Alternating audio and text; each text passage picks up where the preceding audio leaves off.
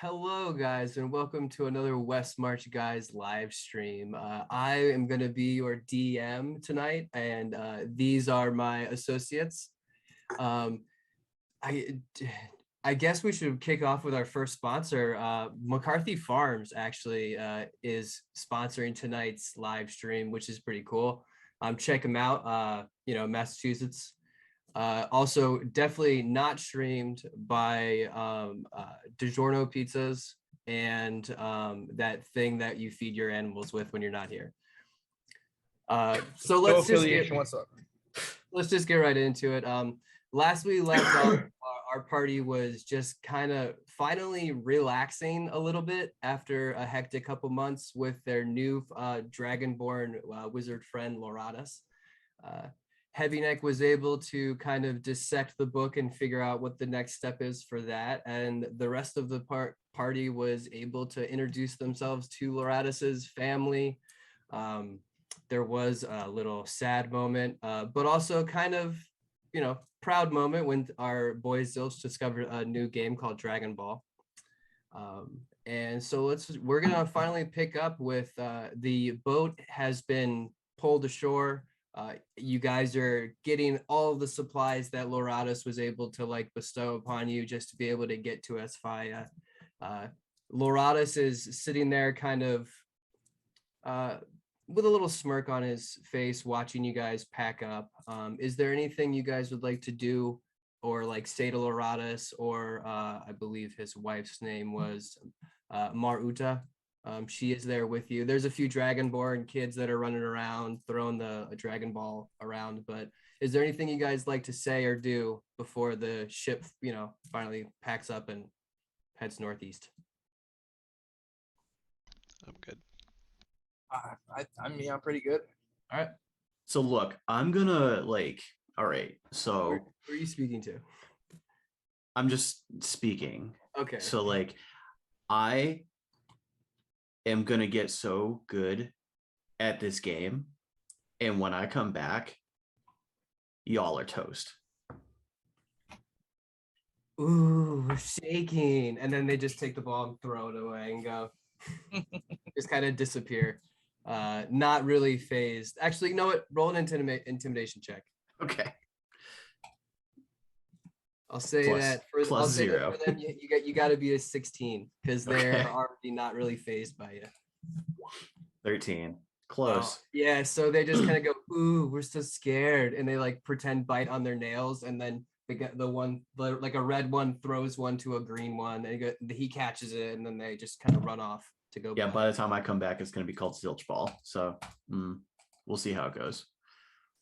Perfect. All right. So as Zilch finishes up his shit talking, the last of the bits are loaded onto the ship with Sheila. Heavy Neck, it looks like he exchanges a few words with Loratus in private, and then happily kind of skips towards the boat, throws his hook onto the ledge, pulls himself up, does a little half spin, and then lands on his feet and goes, all right, Sheila, let's push her off.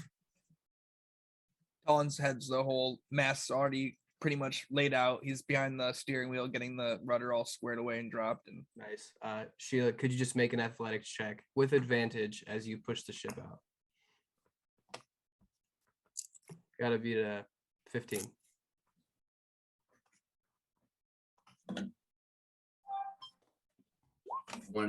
Woo! All right. So faster than you guys are usually she does this. The ship kind of lurches forward and finally gets into deep enough water. Talon, you were at the wheel. Now let's get into some downtime. The trip is going to be about a week. Heavy Neck pulls out his map, and you guys see the map in front of you, and he looks like he has drawn a red circle right around here. And that's where y'all are headed. So, downtime, everybody. What are you doing? I mean, does this count stuff we might have done at the island as well? Yeah. There would have been, this would include like the day and the night of being at Loratus's. I would like to have snuck around Lawrence's and got a good look of the whole place outside at night. Okay. All right. Just roll me a stealth check. Oh, what was that? Stealth check. You got it. Whoop. Ooh, 24. Yeah. So you strategically wait for not Loratus to go to bed, but all of his children to finally like simmer down. And the night that it was nice and quiet, you were able to kind of like sneak out past, get way through into the hallway, and like I'll give you with 24, I'd say you get about 75% lay of the land. I want to steal a fruit, and I want to get an idea of what the field actually looks like just width, height, distance, just like kind of like just take some notes when no one's around and kind of just. Okay, so you're doing notes as if like you're kind of like you want to record this for your own if you're Yeah, just so I have an idea like what the field actually is. okay. per Are you standard. are you grabbing any old fruit, or are you grabbing a Yeah, specific- whatever's ripest, whatever looks good. All right. I will say that he would definitely probably be growing a Zeus fruit now. Ooh, I maybe not season though, right? I mean, it depends. It's like you created it, so if you want it, I would say I would settle be a with a good good place to like have it. ripe orange, something that I wouldn't have had for a while in cold waters, you know. Okay, awesome. Like- Yeah, you can grab like 2 or 3 oranges. Nice. And otherwise for working on stuff, I'm just gonna be working with Max, I'm pretty sure, on building his baby Bjorn. Okay, his little backpack. Yeah. Beautiful. You were able to do that with these. All right. Who's next? I'll go I'll next. go. Oh, go ahead. Oh, look at that.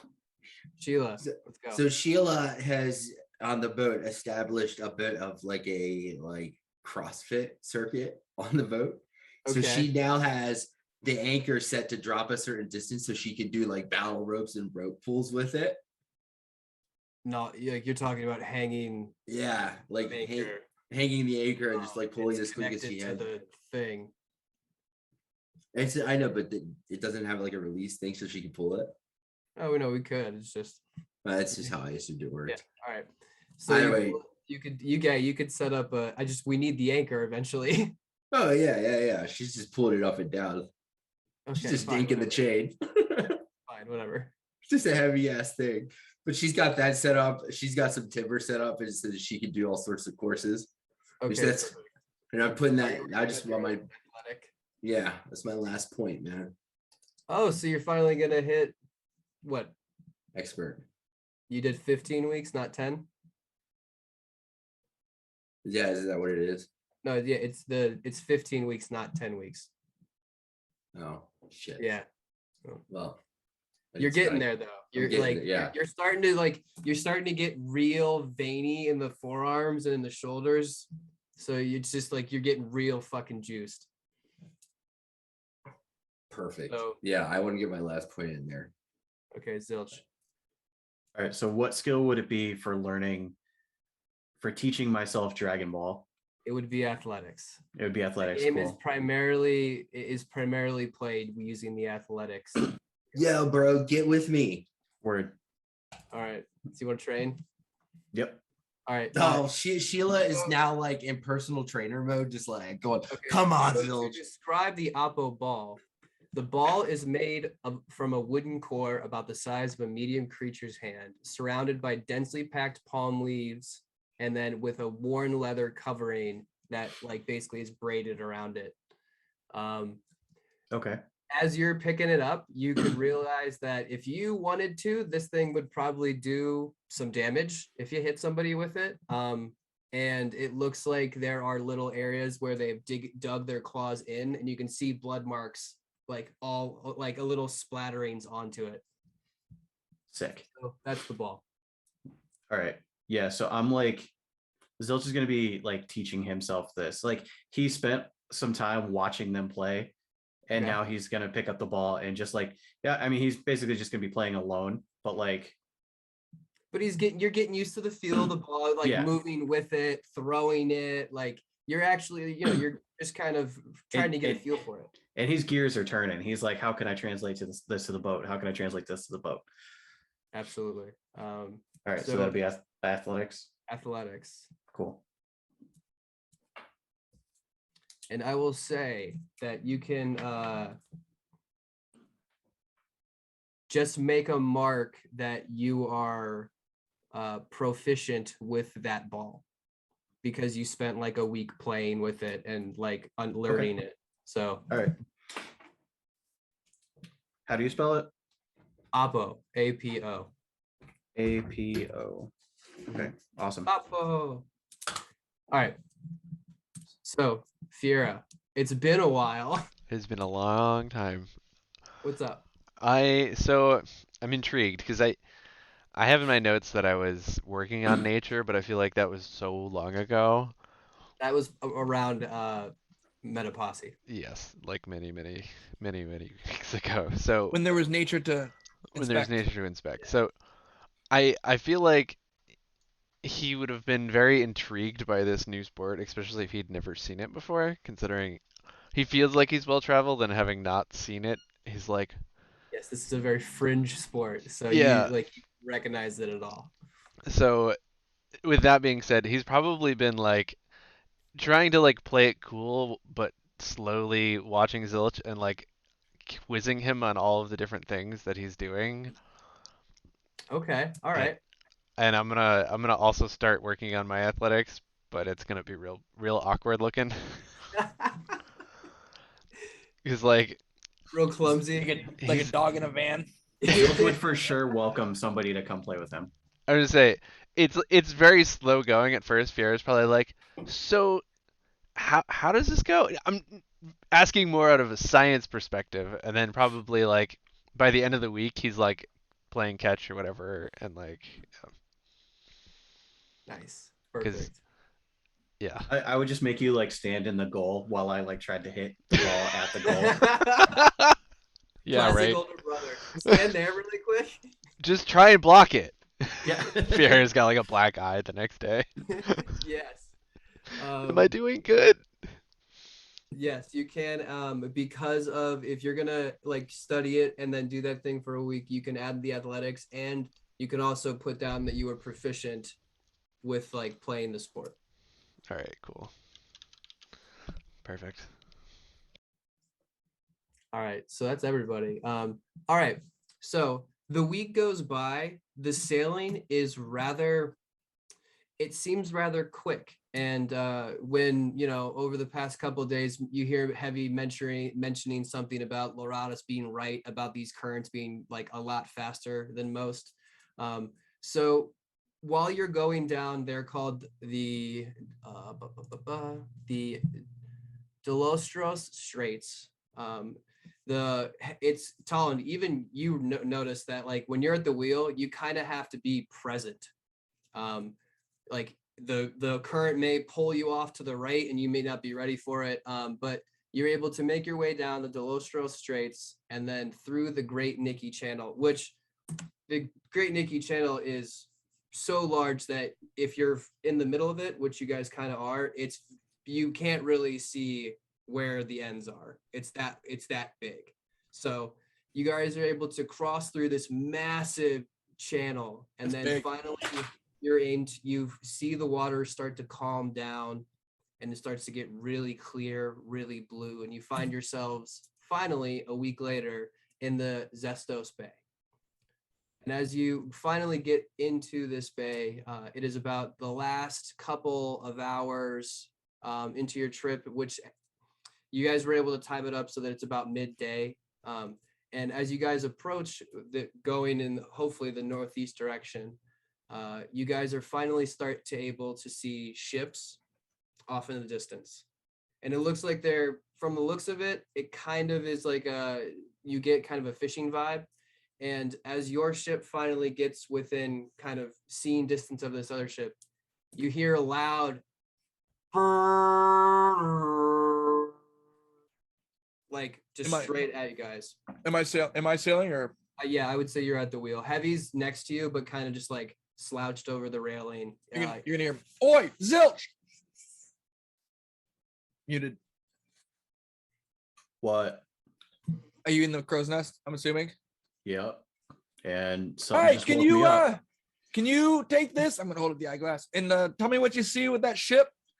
Hey, Sheila, drop the main sail. And I'm gonna yell at Fira, stop, Farah.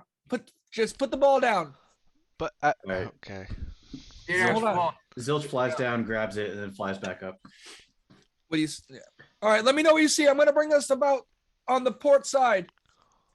I'm gonna, Yeah, you can you're gonna bring it feel in. everything shift to the right as I spin the wheel, and I'm gonna say, maybe heavy, maybe wake heavy up, maybe get the cannons. I don't know. I'm right here. Oh shit! Do you need sleep? I know.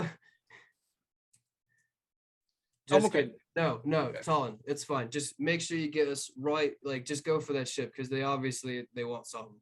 Zoch, what do you see? That was a 15 for persuasion.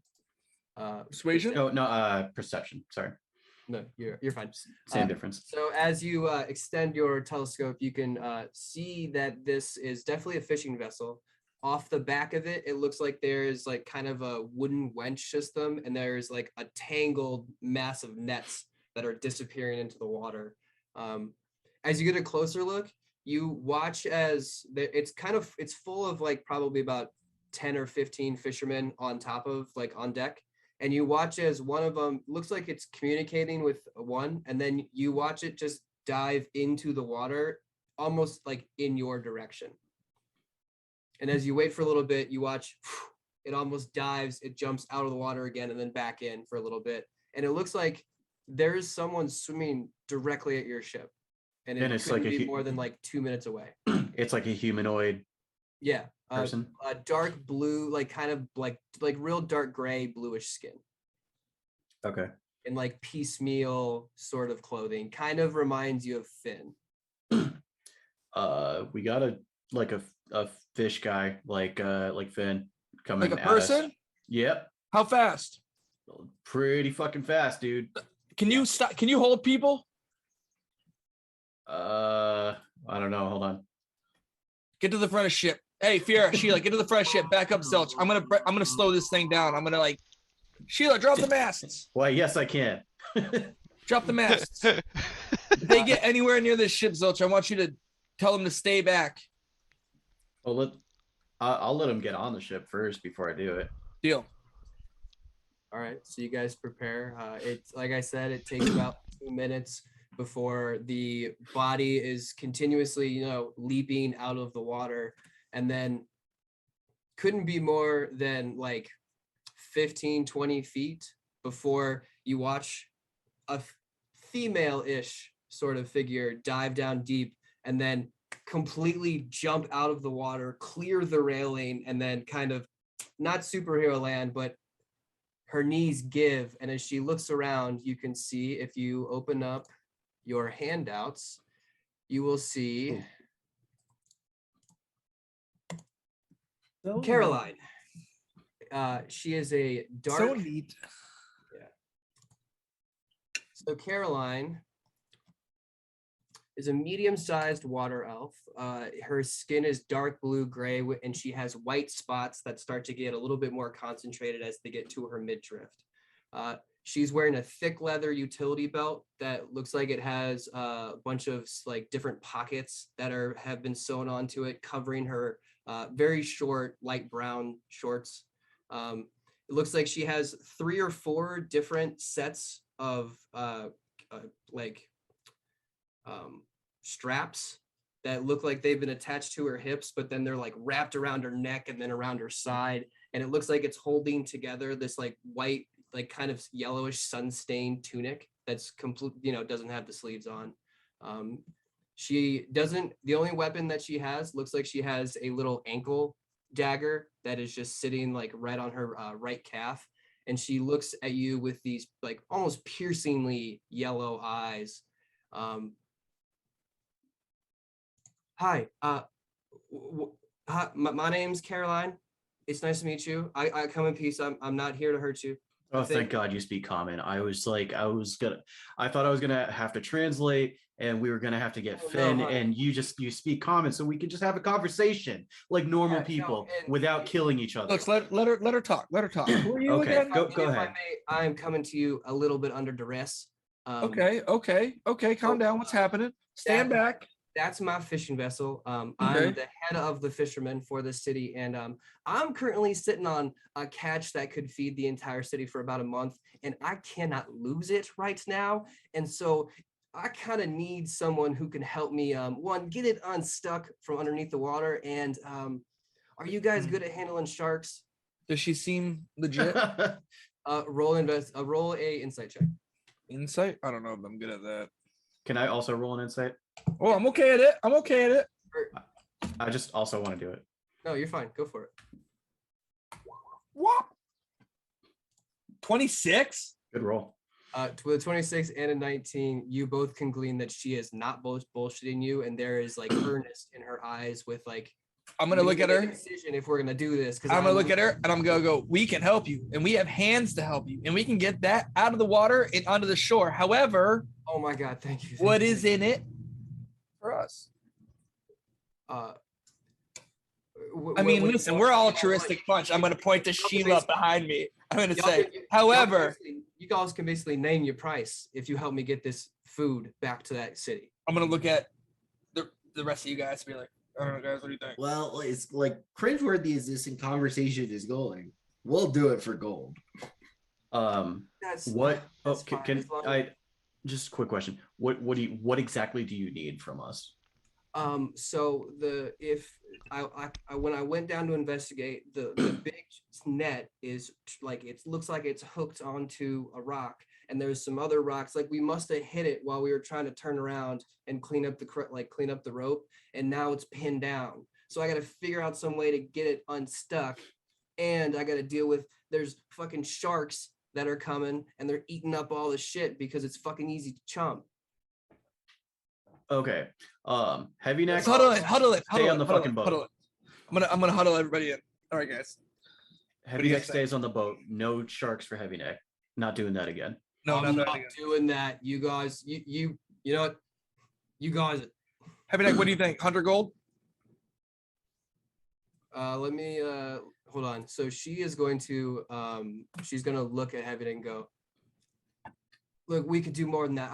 I really need, I cannot lose this fucking catch. And she Heavy Neck, she's gonna roll a persuasion check. I mean, you already sold me. I'm in. 100 gold sounds great. Heavy Neck.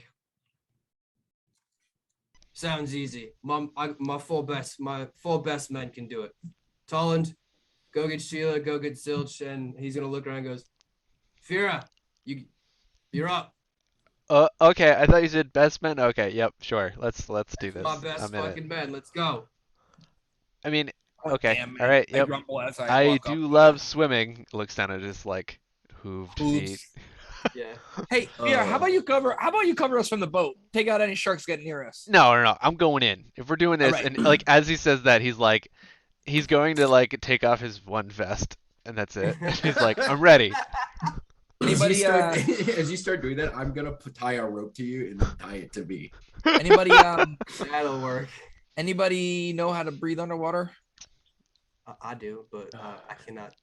I can't really. I was talking to my guys. If Sorry. I had a He's little bit gonna of like time to just like prepare. kind of awkwardly stand there. Hey, Zilch, we live on a What? boat. Maybe keep that one handy. There's a lot of things that I need to keep handy. Okay. Fair. Yeah. Mr. You like eating Mr. every day, Magic Man. right? Yeah. Hey, we stocked up. We're good. We're gonna get a shit ton of fish out of this, right? I'm gonna look at the Charlotte. Caroline. I mean, Caroline. Sorry, I tried. no, it's fine. It's a southern name. You were close. I'm gonna look at her and be like, Come on, "We get times fish are ticking, guys, and like, Yeah, you can see fish are Fiera really- up on the like up on the bow, like getting ready to do his most graceful swan dive. can I swoop up behind Fiera and pick them up? Yeah. Ah. He doesn't fight it. He's just like, all right, woo! So we're doing this, okay? Yeah, I'm not trying to watch you swim. I have hooves too. Not happening. Not trying to see it. Right. Man, I got I'm gonna take off plans. my jacket. I'm sorry. That's all. No, I'm gonna take out my jacket and just dive in after them. Last one, there's a shitty gnome. Hey, wait! Oh no. Sheila, what are you doing? You're still on the ship. I'm just gonna jump right in. Before you jump in, Caroline's gonna put her hand to your bicep and go. She's gonna look at your sword and go, "You can't use that thing. You need something that's gonna be a little bit easier to use. Do you got like a spear or something?" I do have spears with me. All right, just keep those handy because she points to your giant fucking sword that does slashing damage and goes, "That ain't gonna fly in the water." And then she just like plants 1 foot off of the railing and then dives in without a splash. As Sheila looks at her, does that, she's gonna turn around backwards and just And You know as why- you feel the water just like push your hair and just into your face and you sink down into the water, you guys can find yourselves like you look around. Caroline is like kind of floating there. She already has her dagger out and she looks at y'all and goes, and then points towards the ship. So you guys are gonna have to swim for a little bit. So I figure you're not gonna do that completely underwater. And the people who are swimming, it'll just do an athletics check to see if it'll take you a moderate amount of time to get there. For sure. Swim speed's half your speed, Half right? your movement, yeah, because Yeah, you're so, starting like, to. I just don't go fast You're anyway. like, this is not fun. I don't go fast anywhere, but I'll definitely take Okay. a check. As here. everyone swims away, Finn comes up and just like yawning, like, "What's going on?" 7, not good. You missed your boat, mate. So yeah, Sheila, as you're swimming, you notice that Talon is starting to really fall behind. I'm coming. He's like he cannot keep up, and he's just taking like a little bit extra. I'll be there in a minute. Sheila's gonna swim around and grab Talon and just start one arm breaststroking it. Okay, all right. So now I don't like them. This kind of roll athletics. But now you're gonna have to, as you're trying to pull this. I mean, he's not a lot of weight, but he is wet, so Yeah. extra. Let's do it. I was hoping you were gonna give me this. 25. Yeah. So I mean, you guys make like fairly good time. However, Sheila has just been constantly shoving salt water into Talon's face as he's like, whatever, he's like, all right, grab the apple, put it in the basket, grab the apple, and she's just like going splash. Every like stroke is just in your nose. I don't like this at all. All right, so as that is I'm happening, gonna figure this out. Sheila's the most aggressive swimming. This is the most aggressive breaststroke through. I'm just gonna speak in Fierre's ear real quick and just be like, "This was a dumb idea." I agree. Us. Yeah, no, we're mean- very well suited for water. Yes. Yeah. I mean, okay, whatever. You know, in all of my studies, you think I would have picked up something for this, but nope. Here you want to but you guys are gonna get there like a whole like minute and a half early. So what would you like to do while Sheila and Caroline are making their way to you? I want to drop Fierre off on their boat, and then I'm gonna go about 40 feet up and torpedo into the water. Okay, perfect. So as Just to assess the situation. as you're flying forward, you can see that these men and women are sitting there going, and they all give you like a good 10 feet of room as you drop down, drop Fierre off, and then are like immediately in one bat of your wings, just take off. Just straight up and then flip around and straight down. Okay, perfect. So now that we're all at the battle map, let me take you there.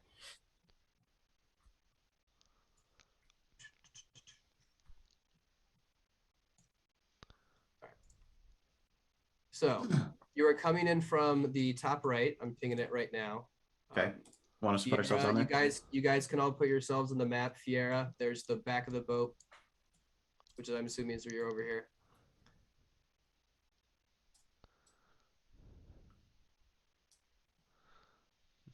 Sheila, you're over there with Tolland.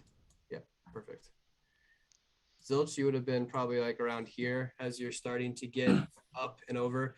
As you get basically to above like 30 or 40 feet above the water, I wasn't kidding. Like we're talking very, very clear water. So what is your passive perception? 15. Okay, so you would also notice as you get crest over and look down on this like pinned down net, there aren't just the 4 that you saw that are currently revealed. There is also 1, 2, 3 more sharks that are currently just like attached like leeches, gnawing on the ropes, trying to get, because they're pretty thick ropes, so the sharks can only get little bits, which is unfortunate because that's why they're going fucking crazy. But you see that you are able to get a full lay of the net. We're underwater. You are complete. You guys over there, you 3 over here are all underwater. So I can only hold my breath for 4 minutes. Yep. Luckily, this is pretty shallow water, so it's only going to dive down to where the sharks are. It's going to be 15 feet. And then as you progress further, like, these ones on the sides are a little bit lower. So you'll have it's going to be hard to show the vertical movement, but there is going to be some. But yeah, it's like the net's still in like a not terrible area to dive down, do stuff, and then come back up. So we can see like clear down to the bottom. Oh yeah, you can see that it's what she said. It looks like they hit rock that was jutting out of the ground and it knocked over, and now part of the back left this point and then this point look like it's pinned down by rocks. Okay. And then the ship, because she's just having the ship, the rowers are just kind of keeping the line tight just to make sure nothing escapes. But yeah, so that is everything. Let's all just roll initiative. Oh, woo, initiative! Oh, sorry. Thank you.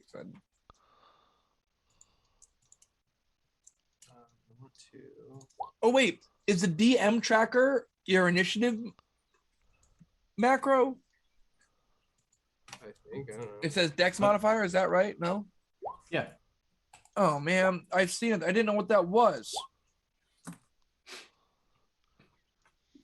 Yeah, so you click your icon and then you click that. Oh, hold on. And then it automatically puts it into the turn order. There you I go. rolled a 1. Which is great for an assassin. How do you do that again? Yeah, Ryan? that's what I want to have. Can I go before you guys? No, because they already made it. They're already in combat. So. Yeah, and they got pretty good initiative. Zilch dives in and says, "Wait, once you splash down into the water, we're just gonna put out initiative. But now that we've all, I have to let Talon go first." Yeah. Fiora, what's your dex? +3, 16. Okay, so they're gonna go first. Oh no, +3? No, you're gonna go first. Sorry. Yeah, I'm not in the turn order. Yeah, you gotta add yourself. How do I do that again? Bottom of the screen. Click on Sheila. Gotcha. I got it. Oh my gosh. Yeah, but we should teach him how to do it, guys. If we can No, do it for him, they're gonna learn. I know my first one was 22. My second one was 5. I forgot to roll the advantage. So Sheila's gonna be going first, but what we're gonna do is you guys are gonna have a surprise round because the sharks are completely and utterly transfixed on the fish. They are not going to attack you unless provoked. So you're gonna have to you can go about the map as you will, but like once the first strike happens, we'll start initiative and it'll be done that way. So all right. So they're already in combat then. Yeah, exactly. So you guys have a full round to do something. But I can't get my assassin feat. You have the surprise. Yeah, thing. but it says if no one's taking a turn in action. I will still give it to you. I will give you it because like that doesn't make sense. So you're gonna get it. Oh yeah. At least once. I'm not gonna rip the one thing away from your subclass. No, you can. I get it. No, just go ahead. So Sheila. Well, no, you guys are able to discuss and do what you will. Sheila. Hey, Sheila, stop slashing me in the fucking face. Sheila, please, God. Sheila, I think Tolkien, hand me my spears. I can't. Hold on. I gotta breathe for a second. Okay. Here's your spear. Spears. I'm gonna. Okay. There's 2 back here. Oh yeah. All right, here. Take them. I'm going to shoot this. So let me know when you're gonna go. I'm gonna take the first shot. So I'm just gonna hit this one closest to us, I think. Why don't we just try and free the net instead?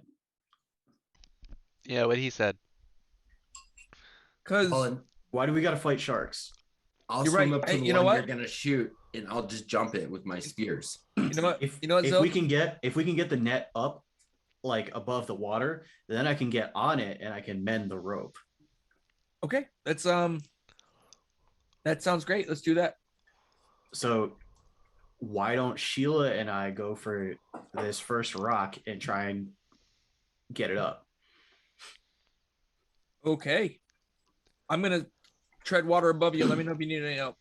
Why don't, I mean, maybe that's not. I mean, maybe you could be on the boat and like. Let me go to the other side and see if I can help free it. Okay. All right. Caroline's with you, so she's kind of just bobbing. Her head's like bobbing back and forth. Are we gonna do All right. something? I'm gonna swim Well, slowly. Caroline? What do you think? Do we kill these sharks, or do we try to get this net out? What do you mean? What do we, I would love. What are you asking? If we try and do the free it first, and then try and deal with the sharks later?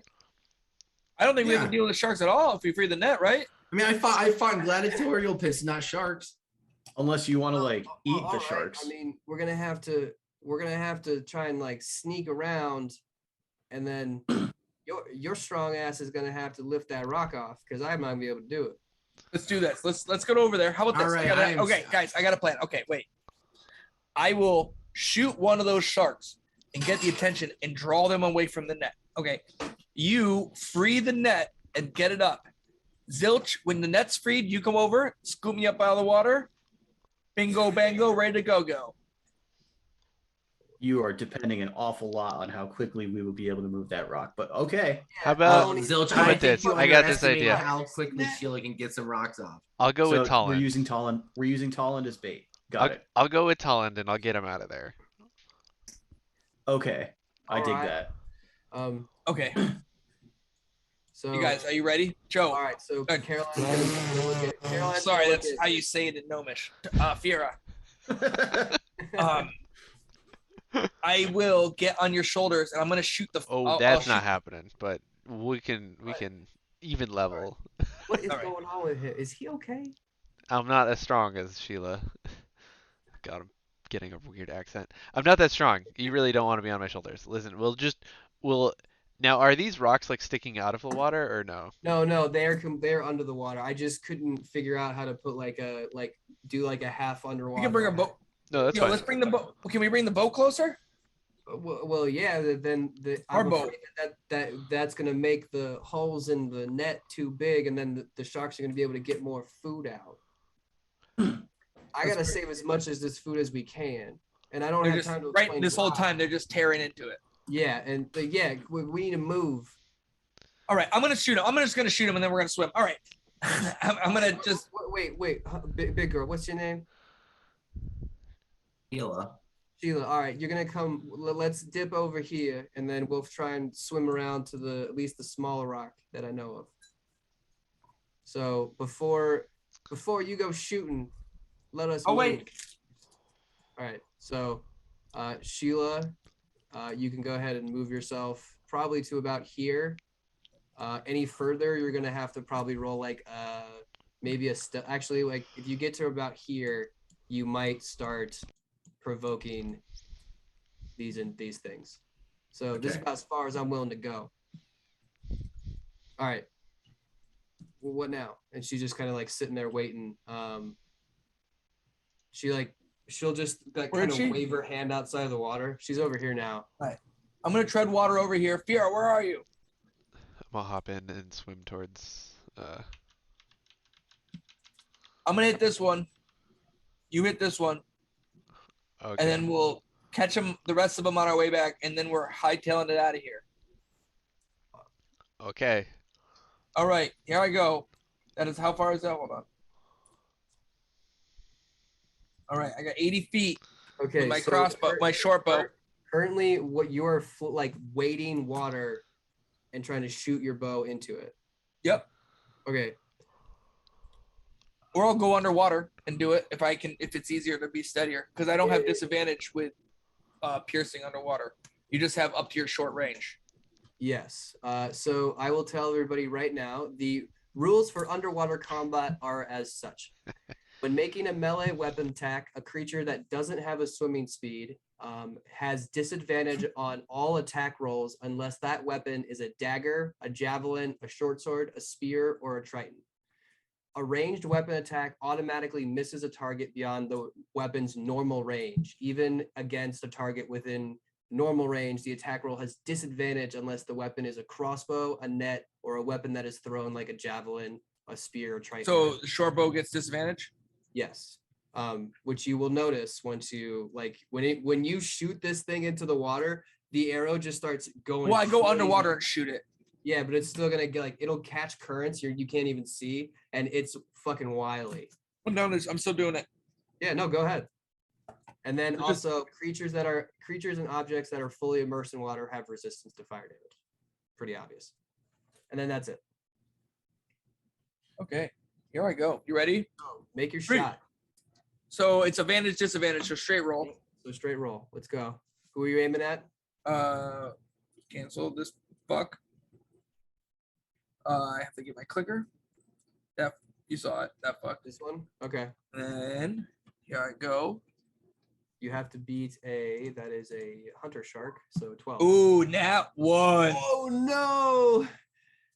You go down, take a big old breath. You actually get your like chest wide, focus down. You're like, all I gotta do, and then you watch it catches something, and the bow just disappears into the net, and you watch it. Now it's just sticking out of a fish, and a little like stream of blood is coming out. I'm gonna do another one. Second attack.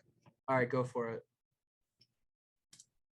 Does this one also? Yo! Oh, Tolland! Holy crap! Wow. Holy shit! He's making up for those like. Okay, so I'm gonna roll. We are definitely in the water. So I'm gonna roll a d20. If it's above a 10, your string breaks. Pull back your short bow. Twing! Snap. Farrah, this isn't gonna work. I assume Farrah shot at the same time. Farrah doesn't shoot anything. Farrah is yelling at the sharks. So. Okay. So which one are you yelling at? So I was told this one.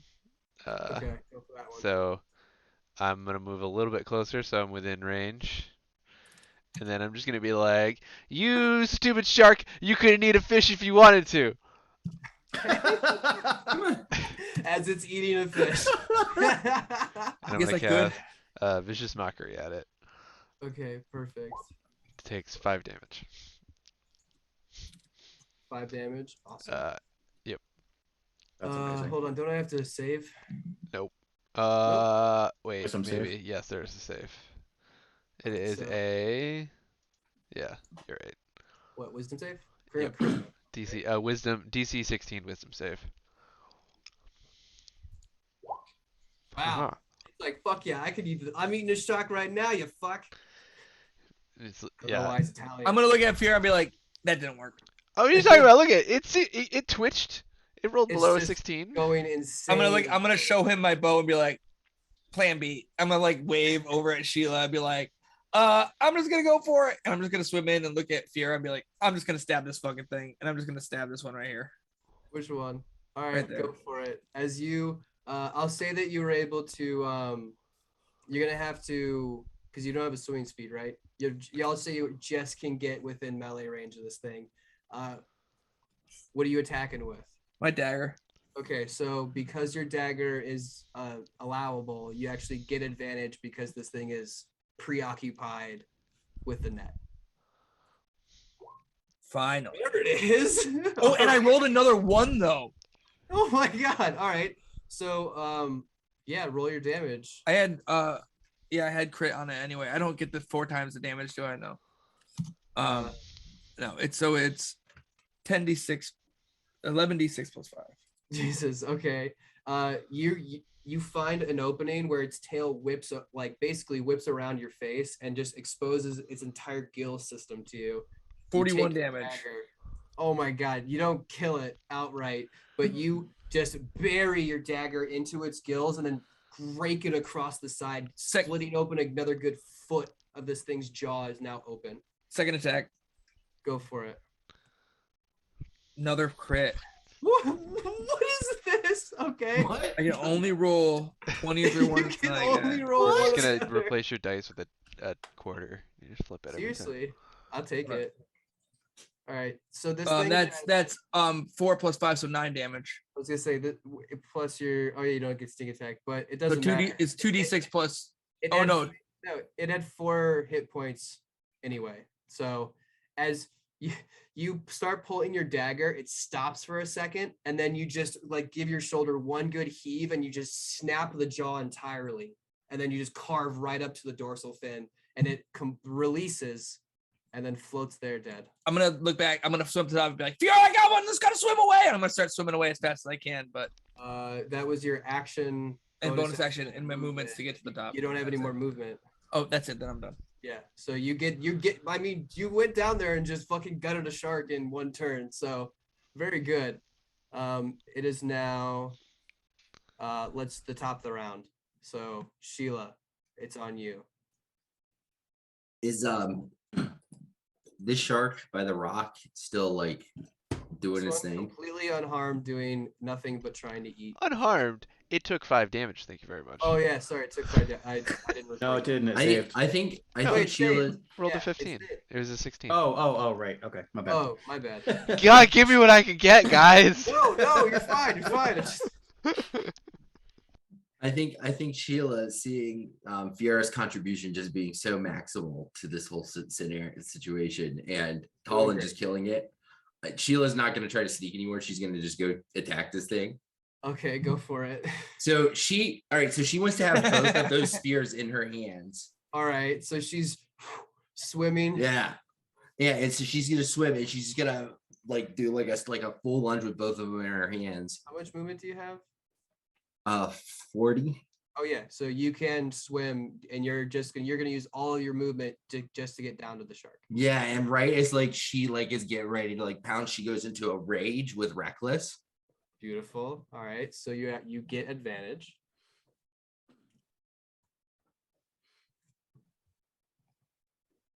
Using the right things. Shoot.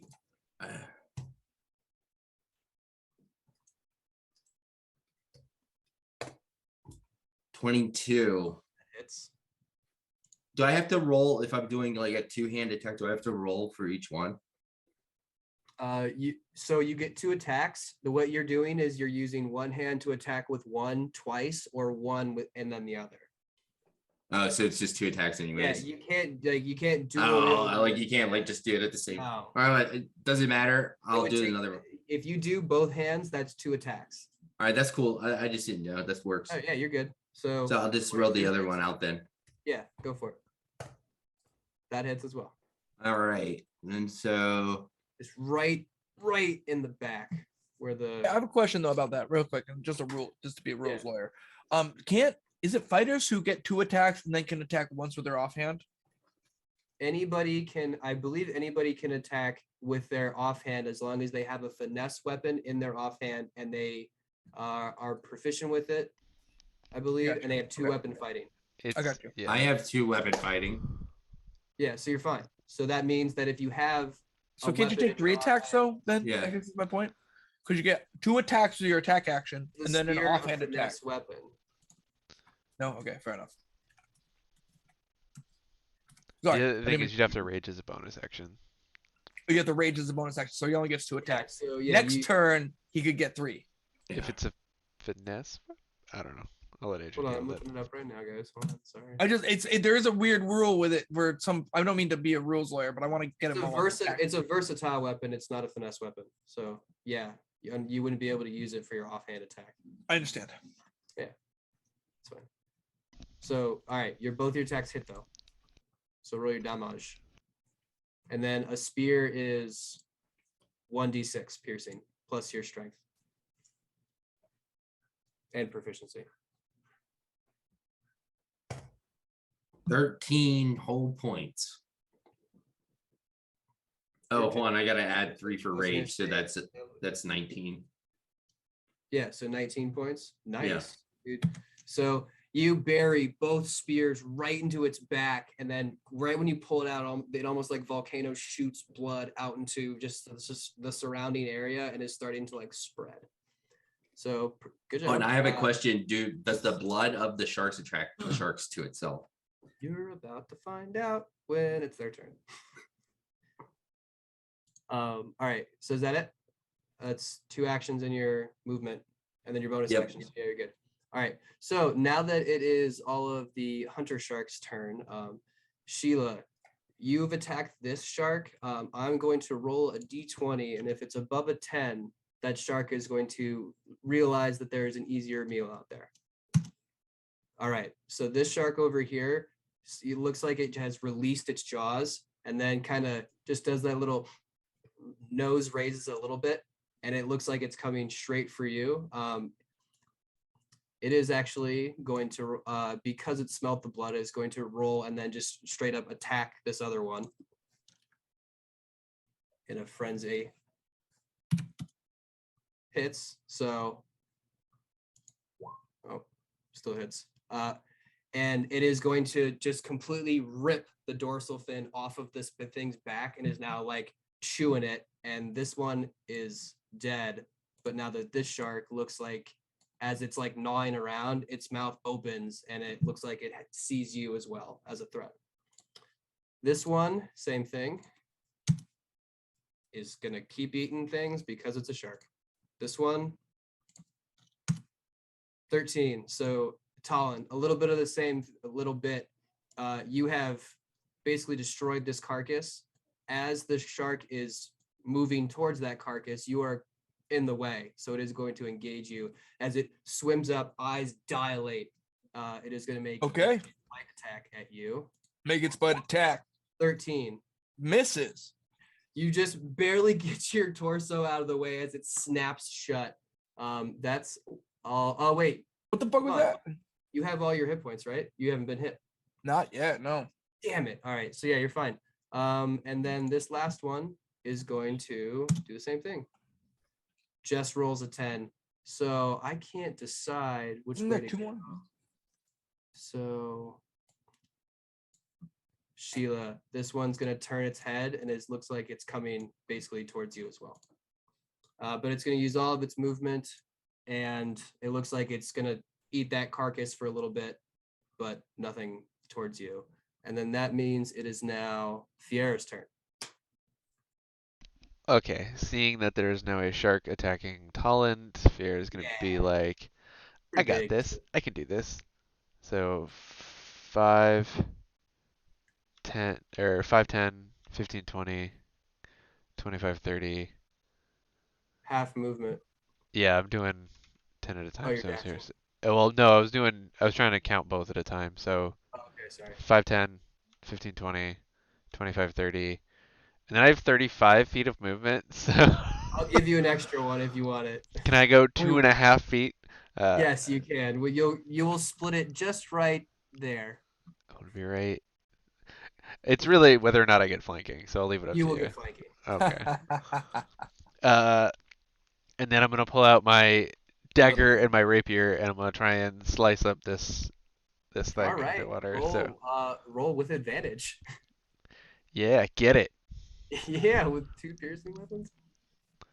Dagger. Just hits. Nice. Not just hits. It's actually 12. I'm gonna roll it again just in case, all right. So that, and then so if as long as they're both finesse weapons, you can offhand or the bonus. Okay. I believe that's. Okay, cool. So both hit. Nice. And then dagger and rapier. I did more damage with that than I did with anything else. Nice. Just maybe in the duress of the fact that Talon's now getting it fucking like almost nommed on, you come through and you actually can pierce the back fin, and then you use that momentum to then reel with your dagger and get it right up the poop chute. But is that all you're gonna do? Yeah, that's it. That's my whole turn.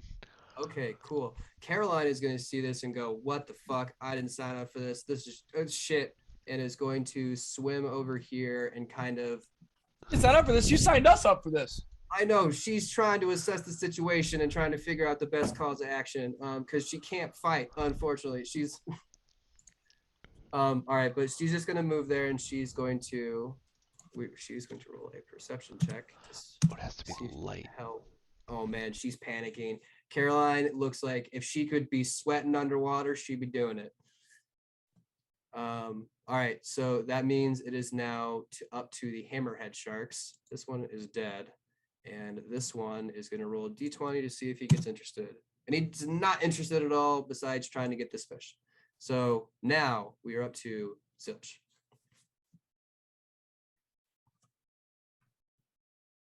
All right. Zilch is gonna go 5, 10, 15, 20, 25, 30, 35. And another 5 to get into the water. Mm-hmm. And he's just gonna punch this one.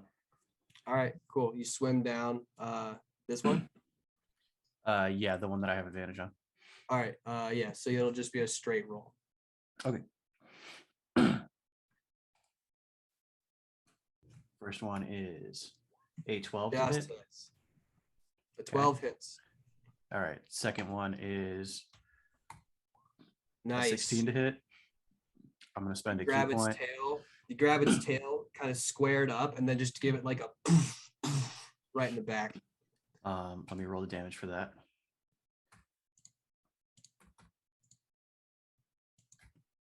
All right, 18 damage so far. I'm gonna spend a key point. Wait, where am I? Okay. There's a lot of shit on this. Okay, I'm gonna spend a key point to Flurry of Blows, and I'll do 2 more hits. Beautiful. And with a crit. And a 14. That hits as well. So Okay. roll your damage as you are just working this thing in the same spot, and you can see that there's already a bruise. Do sharks bruise? Mammals, right? Sure. Garbage damage, but that's 15 damage. No, All right. It's still up, unfortunately. And actually, I would like to spend another key point for a Hand of Harm. So when you use Hand of Harm, is that like, do you have to use a bonus action? Because you already used it for Flurry of Blows.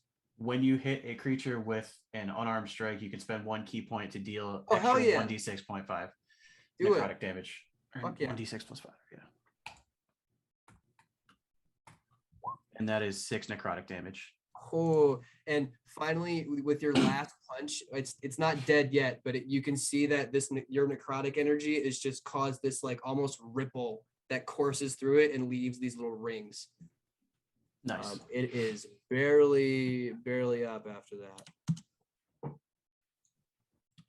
So yeah, next up, Tolland. Okay, so realizing that we're just in safe here, I'd be like, I guess we're in it, and I'm just gonna take my dagger and I'm gonna There's a stab. shark that's literally about to chomp your face off. Stab. Advantage with flanking, I'm assuming, with my dag. Oh, not a 1 or a 20. 2 8s, right in the middle. 17 hits. That hits. So that is. Actually, technically, I did 1 less d6 and a d4 in the last one, but it's okay. We'll let it slide. Okay. So that I don't know how much that is. Ooh. I can't see it. Oh. Glitch. I have to do 1 more d4. Come on, baby. Oh my god. 2. 27 damage to him as I'm just like, Gah! And I'm just like trying to drag it up that like where I killed the last one. I'm just trying to hit the same spot. Yeah, so you're aiming for it, and you just get it straight into there, and then like basically like rip it up into the roof of this thing's mouth. Is it still alive? Barely alive. I'm gonna take my standard attack. Black, ichorish blood that's full of the water around you. I got another advantage. I'm stabbing it. I'm not gonna hide no more. So another 17. That hits. What's your damage modifier? 1d4 plus 5. Yeah, you're gonna kill it. So you jut into the roof of this jaws, and then just basically rip it to the side, and then like basically give it 1 stab, and you can feel it just puncture and hit and go basically right through the top of the head, and it's dead. Dead. And as it dies, I'm gonna look at you and be like, "Let's get the fucking other ones." I'm gonna start doggy paddling towards the next one. So I get 15 feet. So. All right, cool. All right, next up, Sheila. Guys, I'm gonna log out of Roll20 and log back in because it's glitching, but I'll be right back. Okay. Sheila, while still in a rage, is going to take one of her spears and put it back in her shoulder strap, and grab the one spear with her with both hands. And get ready to lunge at the one that Zilch was attacking. All right, go for it. And I'm gonna do that with Reckless as well. Yeah. All right, roll your attack. 27. That hits. And you're raging, right? Mm-hmm. And your damage modifier is 5 plus 2. Let's see. I think it is +3. I'm at +3 rage. Okay, yeah. So as this shark lunges one bite at you, it kind of weakly just latches onto your shoulder, and then you just take the spear and then bury it right through the cranium, and you watch the spear come out the other side, and its eyes just like completely lose life in it, and it dies. Black eyes like a doll's eye. Black eyes. I was waiting for at least one jaw reference. All right, so you have 2 attacks. This other one is basically right at you. As Sheila finishes that follow through, she sees that other one just adjacent, and she's just gonna keep going. All right, so you don't have advantage, it's just straight, but unless you want to attack recklessly. Yeah, I think just going through that shark into the other one's reckless, so let's keep it up with it. Go for it. Yes. Yep. All right, I'll roll damage for that. This one has not been touched yet. That was 15 damage then. Okay. First attack just carves right up the side of its mouth, misses the mouth entirely, but gives a good tiny, cut. Then I guess I need to make my second attack, right? No, that's already your second. Yeah, that is my second attack. Bonus action. Yeah, you can't do anything else. So that's pretty much it. All right. As a bonus action, I like to blow a kiss. All right, so you blow a kiss, and as you blow this kiss, its eyes lock with you, and it just lunges straight at you. It gets advantage on the attack, which is cool. But disadvantage because it's attacking me while I'm raging with the Ancestral Protector out.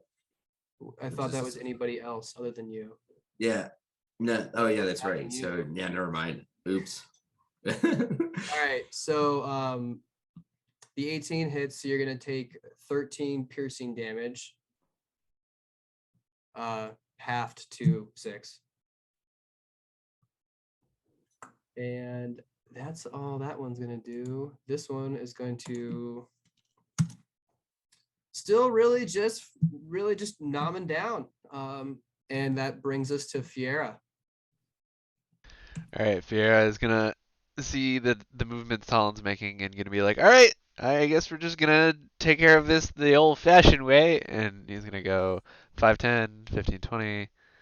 The only way I know how. 25, 30. He's not gonna go the extra little bit. He is gonna call back to Talon and be like, "You're doing great.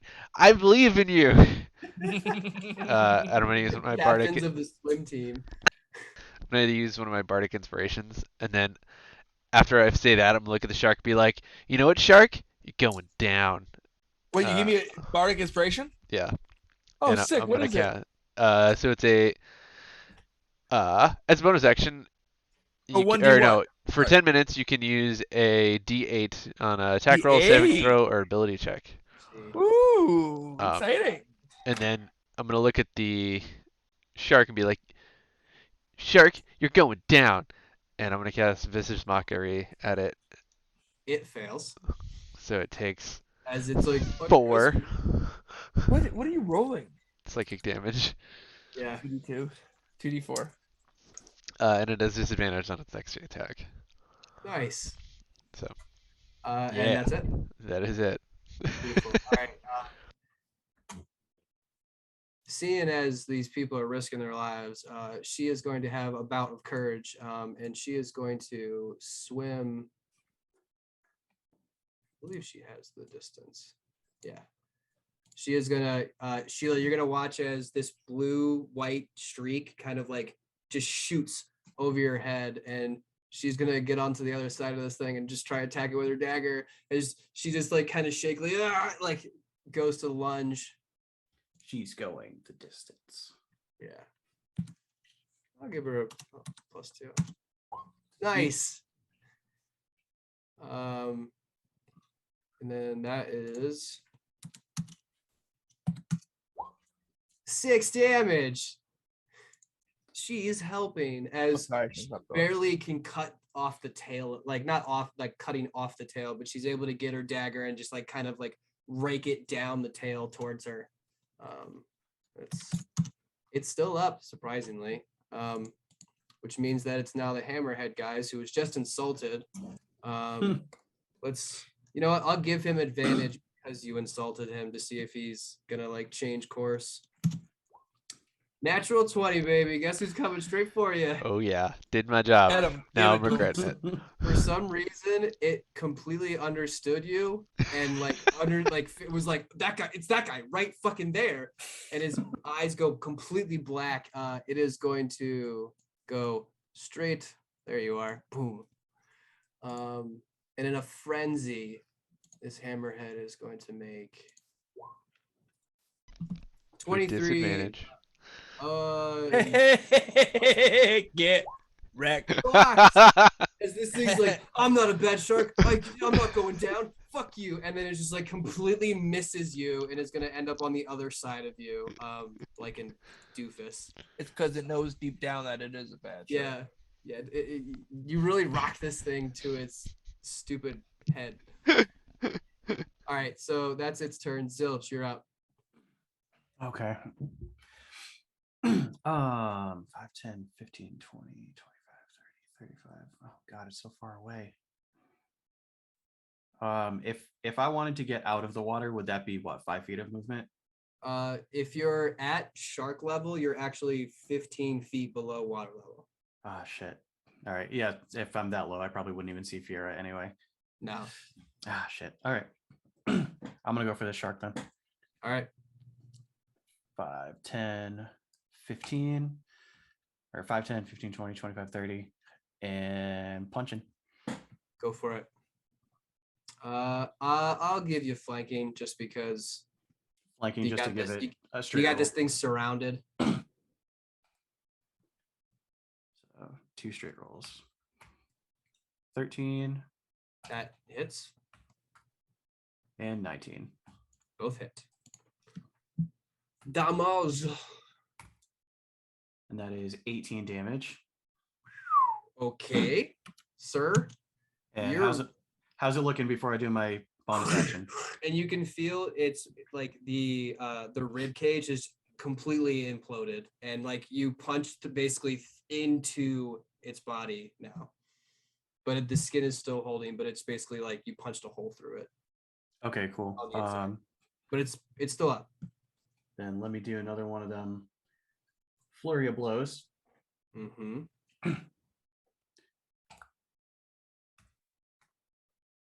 23 Yes. and 14. Yes. 18 damage.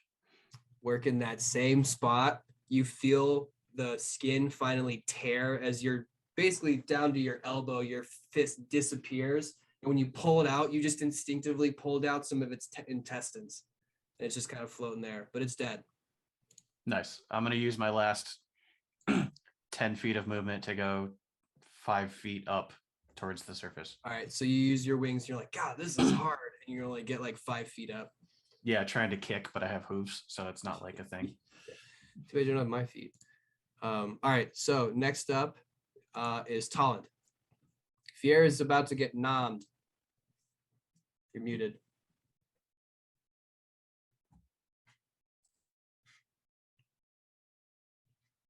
Talon, you muted.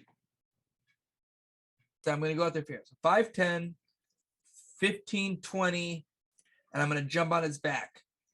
I like All right. that he was muted. Let's see it. That's my half. Cowboy. So 20. So I have 25 halved. So 12 and a half feet. So Yeah, you are tangled up on this thing's tail. Go for it. And he grew 10 feet tall. Then I'm going to be like, yeah, I got you, buddy. I'm going to just stab it. It's like it's like water bubbles everywhere. Oh, I don't have advantage, right? Because I'm not really flanking. I You just got have a it. sneak attack because If you're able, because you're in like the back quarter of it. Okay.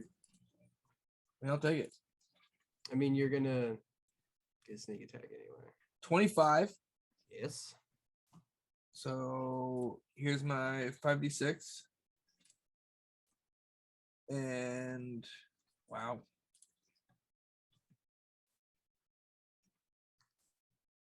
Eight. So 19 piercing damage to its back.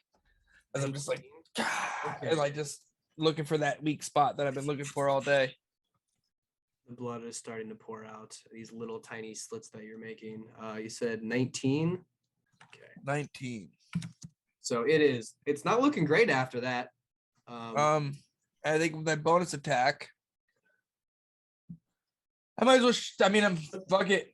You're right there. I mean, listen, I do one thing good. 11 hit misses. Misses. You reel back. 2 plus 9. No, I got an advantage, right? Yeah, you have advantage. You also have Bardic Inspiration. And you do that. Well, let me roll my advantage first. 27. Don't need it. So it's just 1d4 plus 5. Yep. Some would say 8 damage. Some would say this thing is on its last ever little leg, if it had legs. I'd be like, yeah, I'm gonna kill these things. I'm gonna stab my dagger back again, and that's my turn. Talon's eyes are way more wide, like the widest you've ever seen them. Perfect. So that means Sheila, you look around and it's currently just dead sharks. The only thing that's still living is this one that's over here, but not paying anybody any mind. Sheila's just kind of like waiting in the chum. Yep, you're just like covered in a swirl of blood and guts and gore. How far am I from Baby Shark? I'd say it's a little bit lower, so you'll have to dip down probably 10 more feet in addition to your sideways horizontal movement. You know what? I'm just gonna try to go lift that rock and see if I can get that net out right now. Okay, so I will clear those. So you're gonna go and try and lift the rock. Yeah. All right. So you're gonna roll an athletics check. Roll a strength check, just straight up. It's pretty heavy. Oh, you little motherfucker. Of course you did. I was like, oh, I'll make it a 20. It won't be hard. So you're able to plant and you find a nice little rock that you're like, oh, wow, this is perfect for my feet. And you like settle in, you get your back right up against it. And you're like, you just start to push a little bit. And you're like, oh shit, this is a lot easy. And then like, before you even know it, you've already pushed the rock off of the rope. And then now like you're falling back and then it hits the sand and just in this giant plume of cloud now engulfs you for a little bit. And now you guys kind of lose Sheila for a little bit as you're now just like flat on your back, kind of floating there.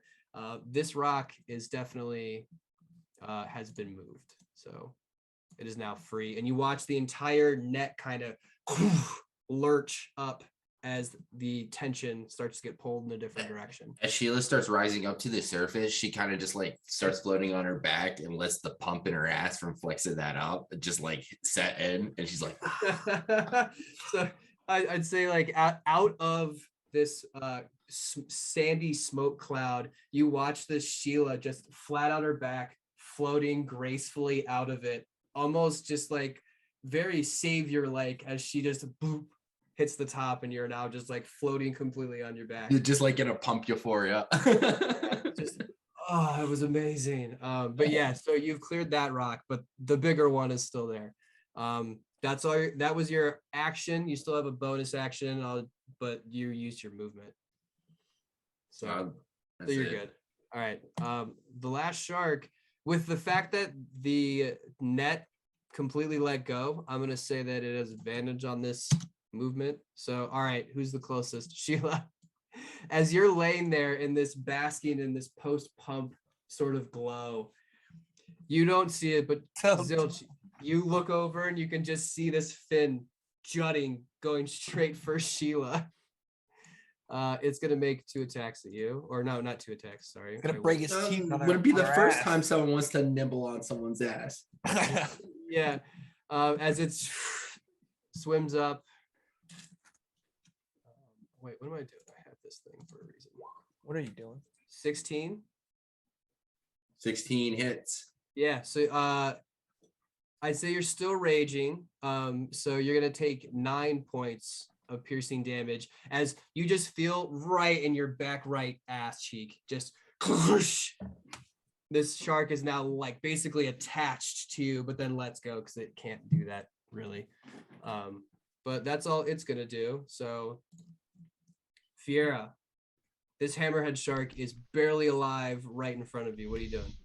Fiera's gonna look at it, pull out his rapier, and just go, ha! Yeah, like that. Watch out! All right, roll your attack. You have advantage. Okay, good. Because of flanking. 6 whole damage. Doesn't matter. It had 1 hit point. All I had to do is hit it. So your rapier just very like without any resistance just pierces its brain, and then you pull it right out and it dies. I'm just like, haha! I told you I would win, and like shoots it. It just turns up backwards and now it's floating to the top. Okay, and then I'll use probably whatever's left of my movement to start swimming. How you said? How deep would we be? If you're to get to the shark that is over here, it's 15 plus. I said 10, so 25 down. So I would be 10 currently. Oh no, sorry. He floated to the surface, so that shark is like at surface level. Okay, so I'm just gonna swim to the surface. That's what I want to do, Okay. so I can try and get a beat on everything and breathe. Yeah. So you finally. Yep. That's relieving. All right, perfect. So Caroline's turn. Seeing that her friend is, in a predicament, she is gonna come up. She have enough. She can get to right here, and she is gonna nervously try and strike at this thing. She does not do well, and she just kind of like tries to slash with her dagger and completely misses. So that's the end of the hammerhead's turn. So Filch, your turn, buddy. All right. One last shark is just floating around. We could have just left that one, but that's fine. 5, 10, 15, 20, 25, 30. I'm not going to have enough for advantage, but that's fine. No, I gave it to you last time when you had it surrounded like that. Okay, cool. First hit's a 16. Second hit is a crit. Okay. So let's do that. Yeah, you should do that damage first. Fuck. 25 damage. Paper or plastic? Just swimming like I wanted to be out of the water. I wanted to be out of the You punch it right on the side. You watch a bunch of it, like its mouth gasp in the pain, and then you find an opening, and then you just go right underneath the eye, and you just whoosh, and then watch its head go limp, its body kind of recoil a little bit, and then stretch out, and then start to float to the surface. It's dead. It had 22 hit points. With my remaining movement, I am just gonna try and get back to the surface of the water. All right. As Zilch does that, Sheila's just still floating in the water, unfazed by the shark bite in her ass, and was like, "Zilch, why didn't you do that before you bit my ass?" Sheila, I'm going to kill you. And you watch as Caroline's head comes out of the water right as you say and go, you guys can basically, y'all can name your price. I'm doing that thing that kids do when they go far too far underwater and they think they're never gonna reach the surface, and I just start like freaking out and dashing and just being like, Yeah. finally like getting to the surface, and be like, Watch Talon's head breach in a panic. So that is the end of combat. I shouldn't have been shouting underwater. That was dumb as shit. All right, Caroline. So like, you Yeah. just have a bunch of shark meat too, so you can add that to our tab. Oh hell no! That was the first thing. And you watch her kind of turn her head to the boat, and you can hear a. I can't whistle because my mouth is so dry, but you hear like a whoo. I can't whistle. Somebody whistle for me. Oh, I can't either. Shit. Yeah. Anyway, she does the really loud double whistle.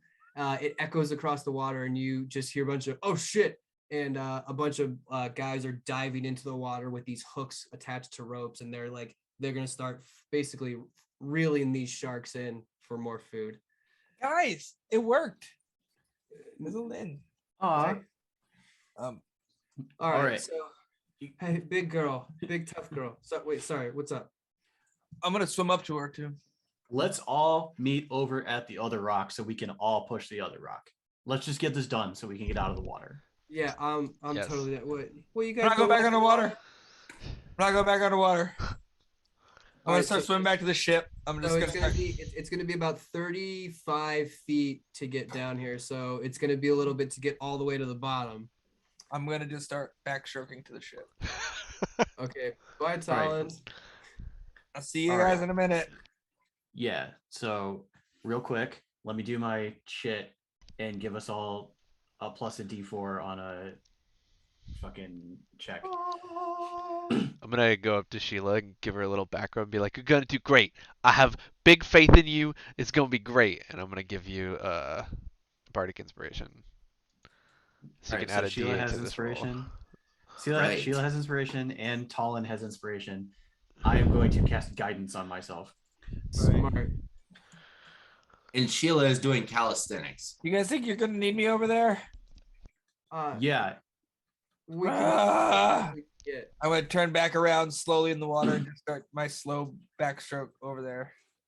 All right. So when you guys get down there, it's a fucking massive rock. So I want everybody to make athletic checks, and we're gonna do you have to beat a certain average to be able to move this rock. So the average that you have to beat, I will say, because it's so large, is gonna be a 20. All right, I'm gonna head that. All right. Yeah. Athletics, you said? Athletics. Athletics. Sheila, you can add a D8 to that roll. Yeah, that's what I'm gonna do. Okay. All right, 8. So that's Nice. 21. Okay, so 21. And I'm gonna roll mine.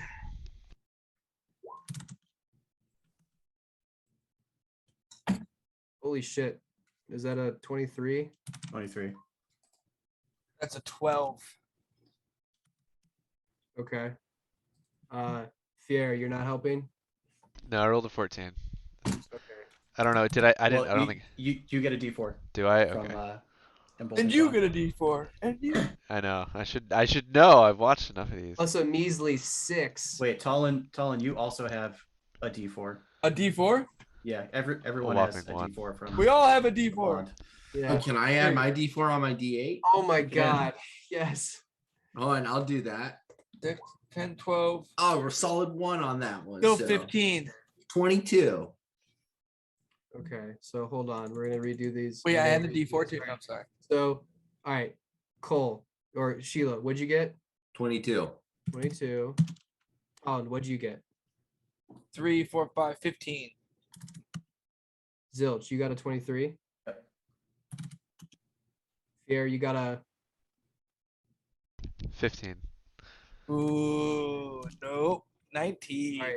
So no, because All right, if we're that close, I'm gonna use my. Caroline's What? helping, so it's yeah. I mean, you're starting to try and budge. You can feel the rock moving, but it's just like you're gonna need some more. I'm gonna use. I'll use my my Tides of Chaos to re-roll it. Yes. Come on. Boy. Athletics. So I'm gonna keep the same modifier. So it's still all right. So I'm just gonna re-roll the 20 and we'll add everything. So that's 12 plus athletics is 4, so 16, 17, 18, 19, 20, 21. I'm adding 6. So that's 21. oh, hold on. 21 altogether. All right, hold on. I don't think you guys got it. So 21 plus 23 plus 22. 6 plus 22 plus 15. 15. Yeah, you're at 17, unfortunately. No, what did Caroline get? She screw us that bad? You got a 6. She tried. She's not thick. Like, she's a very thin, slender woman. You shouldn't have helped. It made it worse somehow. Go away. Let's try this again. Just guys. get in the way. All right, so Caroline, hold on. All right, fine. You guys are gonna be difficult about this. She's gonna go around to the other side. She's gonna attempt to make a perception check. If she gets higher than a 10, we'll do 12. I will say that one of you gets to roll with advantage on your athletics check. Somebody gets advantage on their check because she's pointing out, yeah, we're not pushing it in the right way. We should push it like this way. It's a little bit weaker down here. So she's not gonna roll with you guys, but somebody has advantage. I'm a +9. Before we do anything, I'm gonna be like, all right, hold on. I need to inspire all of you properly, and I'm gonna get on top of the rock and start dancing. Oh my god. Yes. And I'm going to cast. I gotta get my abilities again. Actions. I'm gonna cast the last 3 of my bardic inspirations on everyone. So Zilch, Talon, and Sheila. Cast. Oh, all right, Nice. guys. So you guys And all have everyone- a D8. Everyone still has a D4 from mine. That was oddly inspiring. Here we go. All right. Go, athletes. And Caroline, get the and I'm fuck gonna do out of guidance here. again. I'm fine. What are you talking about? I'm right here. All right, guys. Let's see some rolls. Here we go. 19. Hold on, wait, no, I didn't mean to. Sorry, I didn't mean to roll that 19. 22. All right, so 22 plus. Oh, I didn't even add my other shit. Hold on. Yeah, you guys got to add all your bonuses. So 22 plus Zilch is Hold on. Don't do the 22 yet. 31. Zilch is just 28. Oh, oh, sorry. 28, 29, 30. I got 32 on my athletics. Okay, so 32 plus 28 plus. What was the other one? 22. Who took the advantage from the NPC from Yeah, Caroline? who took advantage? I did not. Somebody take it. I thought Fiora was going to take it because of the inspiration, because everyone else got inspiration. Sure. Go for it, Fiora. All I right. like it. Logic checks out. Hey. Hey, There all you right. go. So I have 21 plus what is that? 28. I got for- 32. plus 32 for Colin plus Sheila. What'd you get? 14. Nah. 14. Did you do your additional +8 plus or That's what plus you guys 1d8 got. plus 1d4? Yeah, you no, guys I'm already got it. 17. Yeah, so I you had guys another did. 2 out, so it was technically a 23 for me. Yeah, don't worry, guys. You're already above the average. Determined to do it. So you finally you're like, ugh, and you can feel it rock just a little bit, and you just remember that that dance is just sticking in all of y'all's head, and you're like, No, we that was all kind use of- it to move together. Yeah, We're and like- you see everybody's veins bulge as the rock just, and you can hear it just, and then you watch this entire net lurch forward as the boat is trying to keep tension, finally starts lurching forward as well. And congratulations, guys, as the smoke finally clears. You guys all can reach the water, and Caroline comes up. She has this insanely large smile on her face. Like you can really see the crow's feet starting to come in at the corners of her eyes. And she's just like, y'all, thank you so goddamn much. please come onto my ship so I can properly thank you. I want to go back on my ship. Where's our ship? Yes, out of the water. Which god are you damning exactly? I just have to make sure before we proceed. What? You said goddamn. Which god are you damning? It's just a turn of a phrase. I'm just happy. Okay, just checking. Okay, we're good. We're good. Okay. Please. And then she'll give you a once. She'll give you a once over to see if she can see your LDAP. She doesn't notice it. She's kind of already like thinking about other things. But she beats you all to the boat. But she'll be on top of the deck, just kind of waiting. I would like to walk up to her. Yeah. Caroline. Your name was what again? Tolland. Oh, Hi, I'm kind of the thank you so much. ambassador for the ship. No, thank you. A, about our gold. B, so here's the thing. We're trying to find Asfa'eia. Honey, you here? Welcome. Oh, Kind of yeah. Do you mind? How about this? gestures forward, and You're she, bringing like, this. You're bringing this ship. This. Oh, okay. Sorry. What do I see? Oh no, she's just like pointing off in a direction. You can kind of pick up a little blip on the horizon, but it looks like it's just a little mound. So how about this? Seeing as I would like to get paid and see where this fish go, how about you lead us to shore and help us dock our boat so we can get a good spot in town? Oh, absolutely. Please follow my ship. Yeah, we're gonna take this straight into harbor, so you can just follow our flight. Sheila, Zilch, Fiora, you want to stay here to make sure our new friend stays honest? I'll go let the crew know what's going on. I You wouldn't. guys get double crossed often? He does. He's not very trusting. I apologize for him. He's. Oh, well, I can tell y'all are definitely not from Asfa'eia because y'all don't fit the bill. But y'all gonna do great. And I got so many. Are you from Asfa'eia? Yeah, I'm from here. Have you heard of Brian? Brian, we're looking for Brian's. You know Brian, right next to the Stargazers with Monty and Gina. Ooh, okay, You know yeah, all right. Brian? Let's get moving. Zilch, you want to bring me back to the ship? Not really. Can I just stay on this ship? Can you just bring me back? I don't want to swim, man. How I'm far not a good away? swimmer, y'all How saw far that. away? How far away is the other ship? Aren't you gonna learn something that can just like put you poof over there? Like, Yeah. In order to do that, I have to go see Max, and he's on the other ship. Can you please, if you don't now, mind? are you sure Max is on the other ship? All right, look, and I'm gonna reach in my pocket. Max, hook me up with some extra daily tingle grass. I'm gonna hand you a big fat chunk of it. Oh, you guys hold. You gotta smoke this thank before you. the end of the day. But Here, will you give me Colin. How about this? And I'll just I tap absolutely you. take the grass. I'll just tap Talon and turn him into a bird. With I'm gonna polymorph. because the whatever's left in my hand disappears because obviously it's part of my person. I'm gonna Well, like. no, I'll wait. bird- I'll wait till he gives it over, and I'll tap and be like, "You can get ready. You can get over there yourself." I'm gonna be like a sad bird face and just kind of take off Sad bird face. and go back to the ship. And obviously, hopefully, tell Heavy Neck, hey, follow this ship. They're taking us in the shore, and they know where Brian is. All right. So I'm gonna cast sending to Heavy Neck and tell him all of that first before Talon even gets back. Okay. And Sheila just wants to hang on Caroline's boat. She's gonna look at her wrist and pull like a hair tie, put her hair up in a high pony, and then she has this nice leather fanny pack that she's gonna open up and pull out.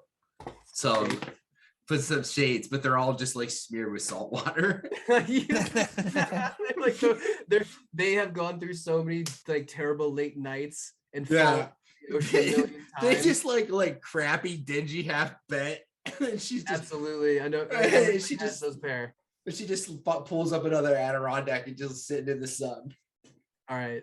Awesome. So first, as you guys turn your friend into an animal in front of these people, you watch them all slack-jawed just, and Caroline is sitting there go, y'all are magic users. Is that a Well, problem? that is- I mean, It's not a problem. It's just you're about to get a lot of attention real quick, and Well, you can see that why? all of the members of this fishing vessel are sitting there going like, oh, you can cast magic. Oh, can you bless me? Can you bless me and make it so that I won't die at sea? And like those of you who are like on the ship are going to get mobbed by this crew with like a bazillion questions about, can you teach me how to do that? Can you do it to anybody? I can tell you exactly how to stay safe on the sea. How do I do it? Please tell me. He You looks like just the guy you you're need talking to right now guidance. has a ton of tattoos that look like they're protection based. Oh, yo, okay. So get this. I mean, how like you guys don't see a lot of magic, do you? Well, I mean, there's a few in the city, but it's not. I mean, we've never seen this before. I mean, don't you all have like a god? Oh, well, I'm not myself religious, but Oh no, I mean it has nothing to do with religion. It's not you about must like be. okay, religion. Are you Okay, here look, for the?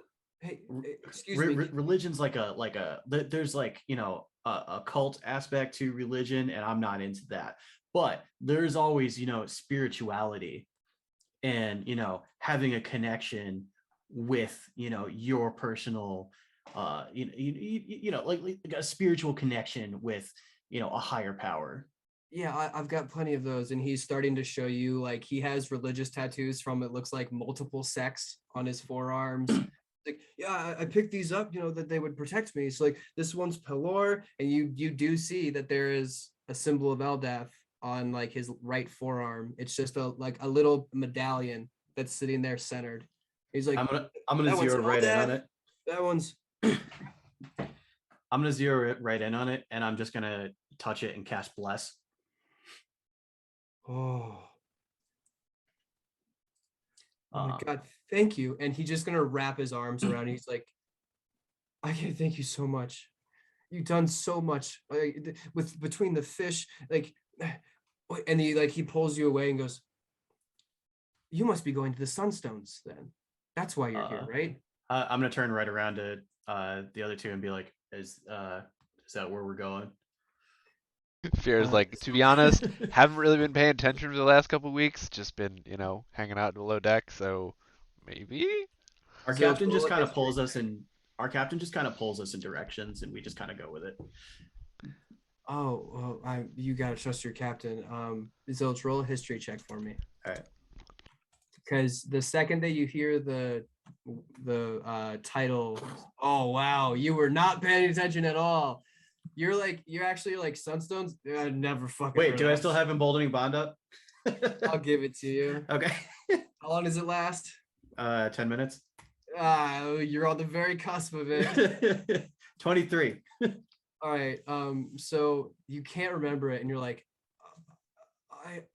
you nervously just take a really big hit of Tingle Grass, and then all of a sudden you get this recall memory because you don't remember this lesson when you were like trying to go through your like Eldath like sort of like upbringing, but you were really high for it, and so now that you're in that mindset, you finally comes rushing back that you remember who really like did you have like a mentor in the Eldath church, or was it kind of on your own? So after the cult, I went to Nis at the monastery in Nis. Okay, And so this would have picked up while you were at the monastery in Nis. There is what is basically known as the Mecca for all Eldath followers. It's known as the Sunstones, and it's these 4 massive like village or city-sized rocks that are floating above a mountain range, and beneath them it pours water as Eldath's gifts into the mountain range and disperses it within this area, and it is known as the holiest site for Eldath followers.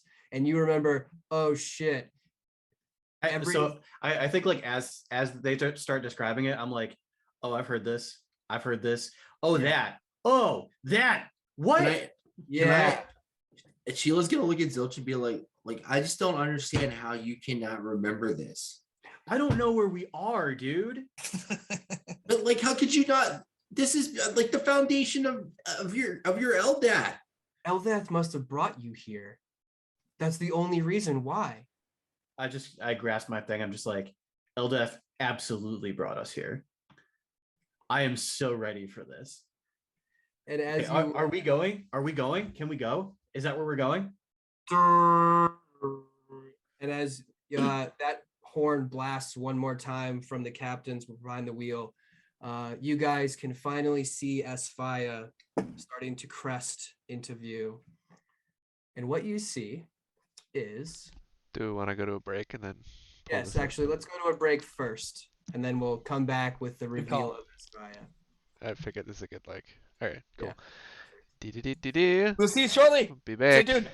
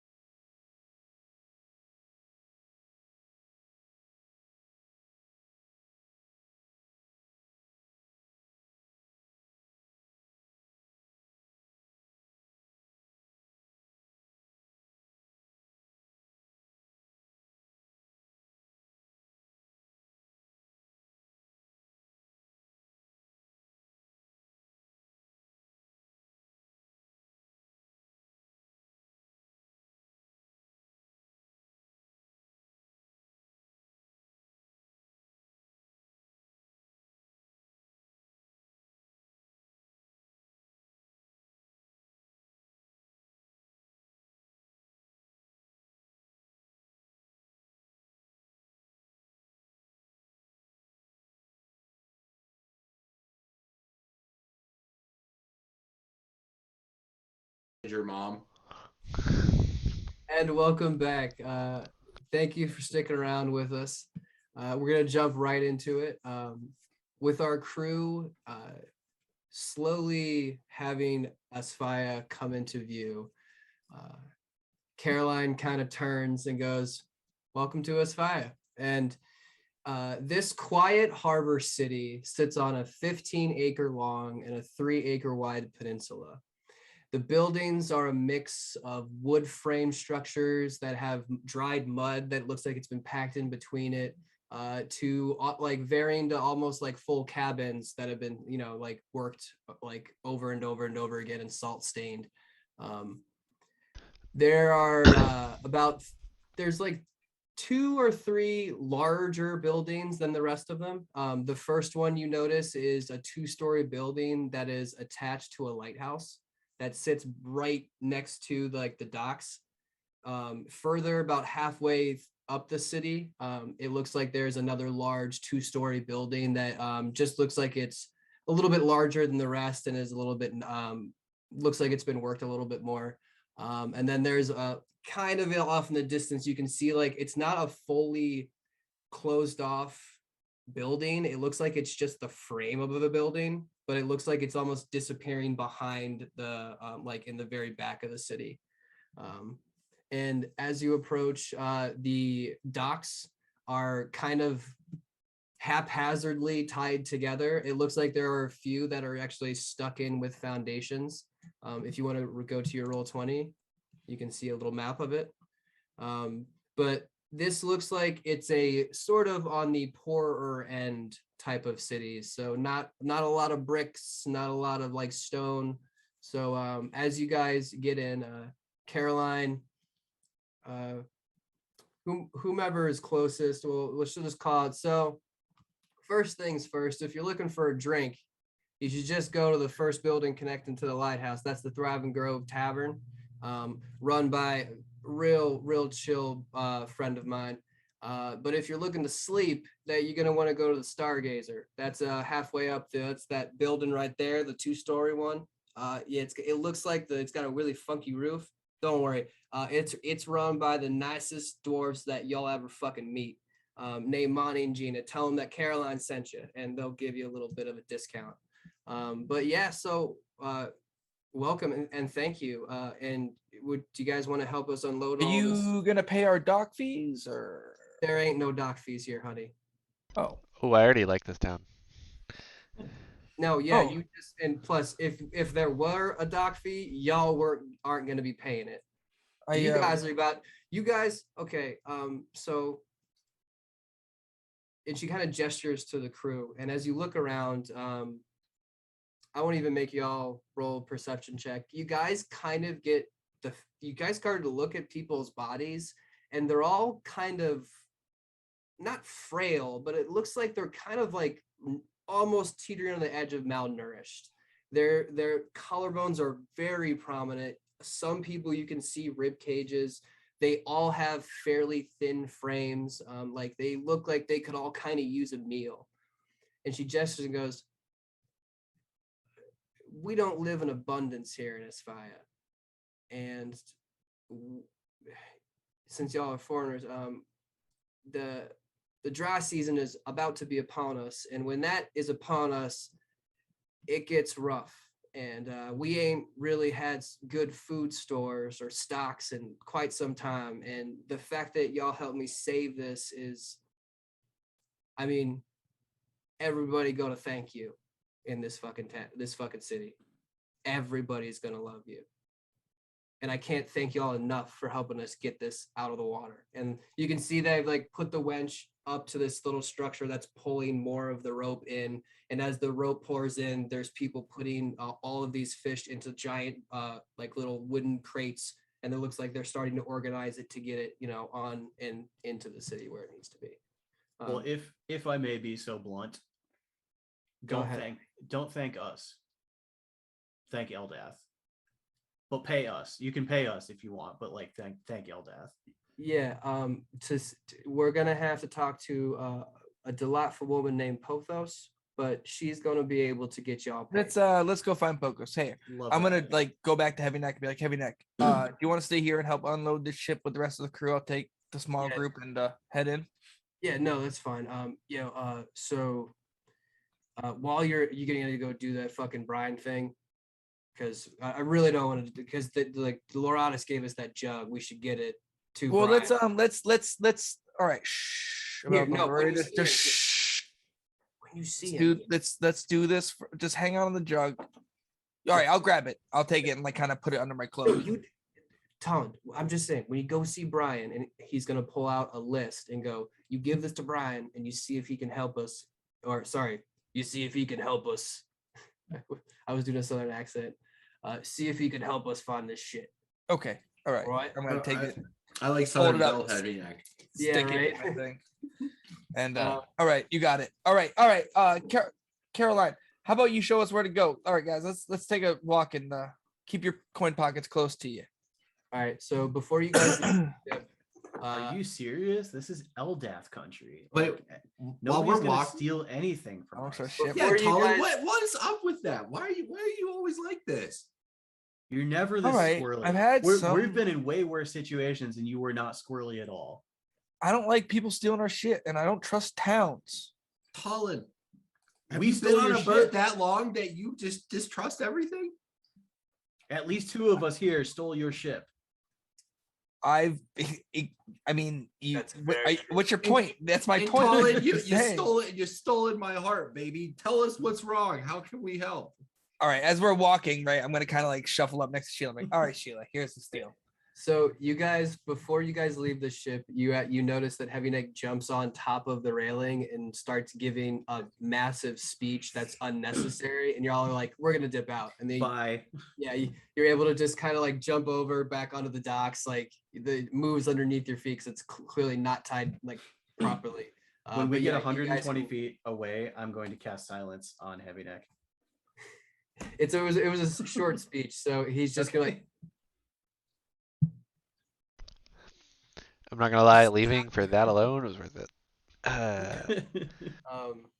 So as you guys are walking, So Caroline Sheila, is I leading- say to him, I go, listen, Sheila, I've come from some real tough backgrounds and some people who don't mean well. And my whole life has been about snatching shit from people who look like us, tourists in a new city. So when I see you guys flaunting your shit and walking down the street, I just get flashbacks. So sorry. You know, this girl loves a little B&E herself. I know, and that's what makes me nervous as I like take my fanny pack and like tuck it up even tighter in my shirt. Hey, Alright. guys, you don't have to worry about anything. I'm the fucking devil. And then I'm just going to like spread out my wings like behind us as we walk. that is unsettling to say the least. But Here's hey, that. Hold on. do y'all mind It if was I just a dip in? nickname. Don't worry about it. That's fine. So do you mind if I dip into this building right here? I need to talk to a guy real quick. Who are you talking to? I gotta talk to my friend. Do you want to meet him? His name's Trifa. Is this who I need to meet? Is that who we're headed No, to? no. You need to meet Pothos. This is actually her brother. He runs the Thriving Grove. Oh yeah, I I'll would just Bro, love this to is meet the her. tavern. I'm in. Let's go. Yeah. Uh, Let's meet her brother. For a drink? Yeah. Oh yeah. Let's dude. meet her brother. Let's meet her brother. right. All right. So as you guys start to walk, there is literally only one path that takes you through this whole place. And as quickly as you jump on it, you find yourselves in front of the Thriving Grove Tavern and Lighthouse. This tavern is about 50 feet long, 30 feet wide, and it is 2 stories. It's made up of 6 wooden pillars with wooden cross beams. Right. Between Can it you is start packed over one mud. more time? Say it slower. Okay. I'm Alright. trying to visualize in my head as you say Okay. it. So as you guys approach, it is a 2-story building that looks like it's attached to a stone lighthouse. The building is about 50 feet long and 30 feet wide, and obviously 2 stories. It's made up of 6 large wooden pillars, but in between is that packed mud that I was talking about. In between the packed mud, you can also see there's like little bits of hay that are in it. And along the top of this building, you can see that there are just large open air windows.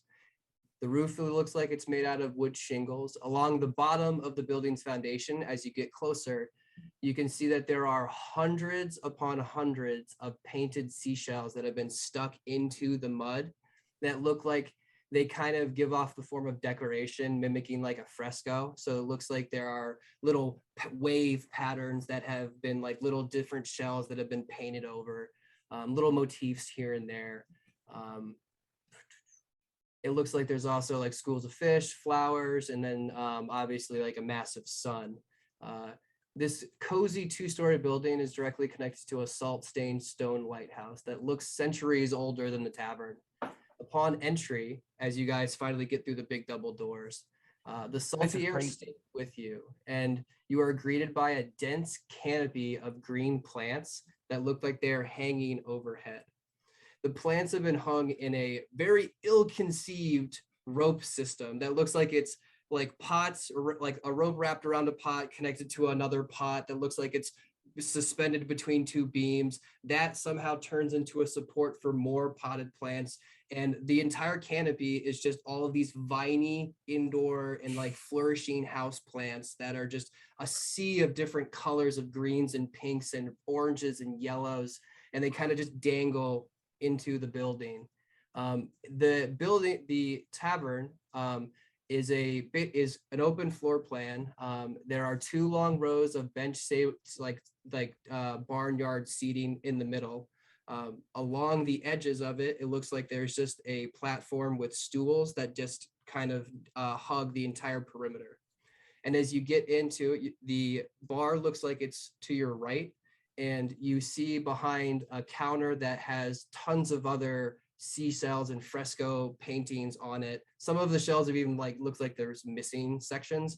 You can see, and if you go to your handouts, Trypha is a male furbolg. He has white, sort of grayish hair. His mane looks like it's been styled into a messy mohawk with just like a little coif that hangs down to the front. He is covered in seashell and bead like jewelry and necklaces. He has 2 shells on either one that basically pull his ears all the way down. He has his nose pierced, and it looks like it's carved to look like a seashell that like kind of swirls around. He has, and if you've ever been to a festival, way too many like puka like shell and beaded necklaces that basically give him like an already collar. He has beads all over his wrists, almost to his edges of his forearm. He is surrounded in basically a fog of white smoke. And behind him, you can see all manner of different drinks that have been stored in like glass jugs, kegs. There's harder stuff that looks like it's in like little faded bottles, but you can just make out this guy, and he hears the footprints of the people entering, and he puts down this massive joint, kind of brushes the air out in front of him, and goes, "Oh, Caroline, so nice to see you. You made it in already. You need a drink?" And he pulls out one of the bottles and goes, "You brought friends. What's going on, brothers? Hey. You guys want a drink? Welcome to the Thriving Grove." Sheila's gonna look at him and just wink and go, "I want the Caroline special." Oh, all right. Here, he'll just put 2 kind of like foggy little glasses in Make front it 2. Dude, you guys are fucking cool. And as he's doing that, Sheila's gonna bend Pulling over down the bar and glasses. puff off his pipe. Oh, you want a hit of this? Go ahead. Yeah. That's Potho's special. Roll a con save. It's strong. Caroline, who's your friend? Oh, my name's Trypha. Nice to meet y'all. 19. And you? Oh, Talon Summers. Little guy. Nice Yeah, with a big personality. I run a ship with a friend of mine. We're here doing a little business. Oh, wait. Caroline, does that mean the shipments finally came? That means the food finally came? Are you guys from what was it? It's a name about Vio Macania, are you guys delivering the food? Nope. Yeah. Vio Macania. Am I saying that right? Caroline just nods, and she's already like poured herself a I think you have. I think you have the wrong. We're the Slippery Bosom. We're a bit of a trading vessel. So you're not bringing any food, huh? Talon, shut up. We're whatever you want us to be. Oh man, I really wish that you were from Vio Macania and you had our food stocks there. Okay, Sister's been after. It's not And jumping. I kind of really wish I could stop coughing right now, but Wait, let me get a hit of that. He's still coughing. It's like, oh yeah, Sheila, you're definitely, dude. This is taking you by storm. You are so And she- gone. and she's such a priss about stuff, but she has the ugliest cough in the world. She's like, Sounds like a wild boar is just yeah. in your mouth. so, Oh, Well, I guess that's fine. well, so before we jump to any conclusions, anyway, so that being said, we're new in town. Thank you for smoking up my friend. I guess the question is, do you have any place to stay, and what is it that you're looking for? Food, is it? Oh yeah, my sis just like she's been talking about a bunch of like food that's supposed to arrive and that it's late and that she had to keep writing letters and all this stuff, and she's real torn up about it. I just thought you were them. Sorry, can't help you. We might be able to help you in other ways. It'd be nice if you could. Fuck. Have you heard of Brian? The skittery one? Sure. Yep. Yeah, he's right next to the place that I was gonna tell you about if you're gonna stay anywhere. The Stargazer, that's the place to sleep. Mhm. Yeah, he runs like a weird little, well, not that weird. It's just I go to him for my supplies to grow my shit, and it's just Oh, very he's a impressive, by the little- way. This place. Oh, thank you. Oh, Truly. ain't that shit clever? And he points to like a pot that's like about to fall. You're just like just give it 30 more Ooh, seconds. yeah, and that thing's yeah. gonna fucking fall. You don't have earthquakes here very often, do you? No, Mm, not mm. really. Mhm. He takes another big drag. Goes, yeah, Brian. He runs the apothecary. He knows his stuff. He's just kind of weird, just kind of skittery. Like, So no one's gonna question a boat at the docks. We can just kind of hang out. no. And as he's like, you're totally fine. You're totally welcome. You just tie it up, and no one's gonna bother you. Because we come with coin if you have things to trade. Oh yeah, no. I mean, What was this whiskey? I'm gonna shoot whatever back I was given. roll a con save. It's Okay. pretty strong. They do weed better here than they drink, but it's still strong. You gotta beat a 13. 11. I do not. All right, so Talon's getting buzzed. Nice. Ooh. I'm gonna look at Tal and be like, "Welcome to the party." How much for a whole bottle of that? Caroline just slides you the bottle. Just you I'm gonna can like have reach it. in my coin purse and Three drop out quarters. like 15 gold coins as I like reach for one. Oh, I'm sorry. And like, kind of like As you start to pull your coins out, she just like puts her hand on top of yours and goes, Oh.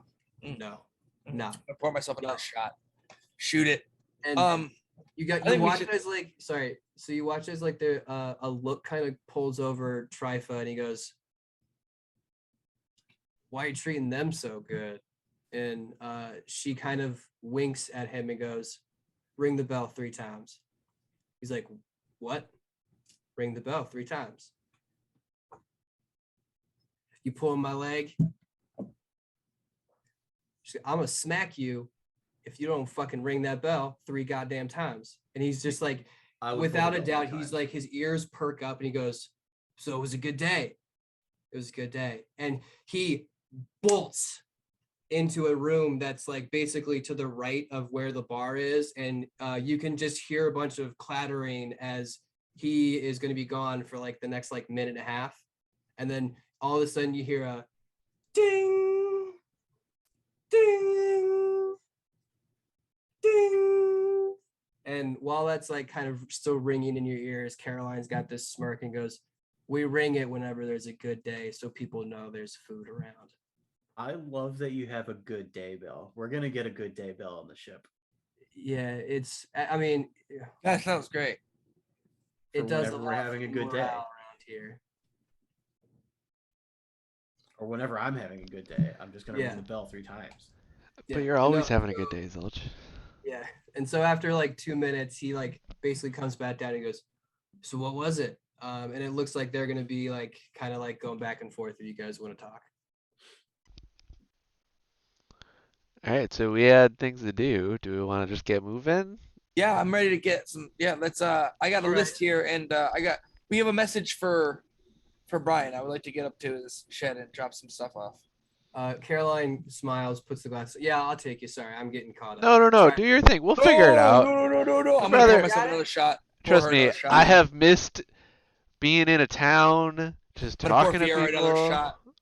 All right. Well, if you're looking for Pothos, she's past the yard and she's in that little red hut that sits outside the fields. All right, we'll find her.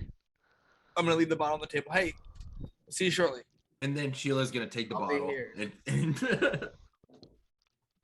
All right. So you guys go and open the doors and leave the thriving grove. You guys want to go to Stargazer first? I Check actually in, want see if there's to. rooms? I want to see what's happening in town after the bell was rung, Okay. and like, is it seem like there's a lot of people like running out of doors, or is it? When you guys start walking up, you guys weren't following all the fish carts initially, but you pick up 1 or 2 stragglers, and literally anyone who's not on a fishing vessel or working the fields, like you see male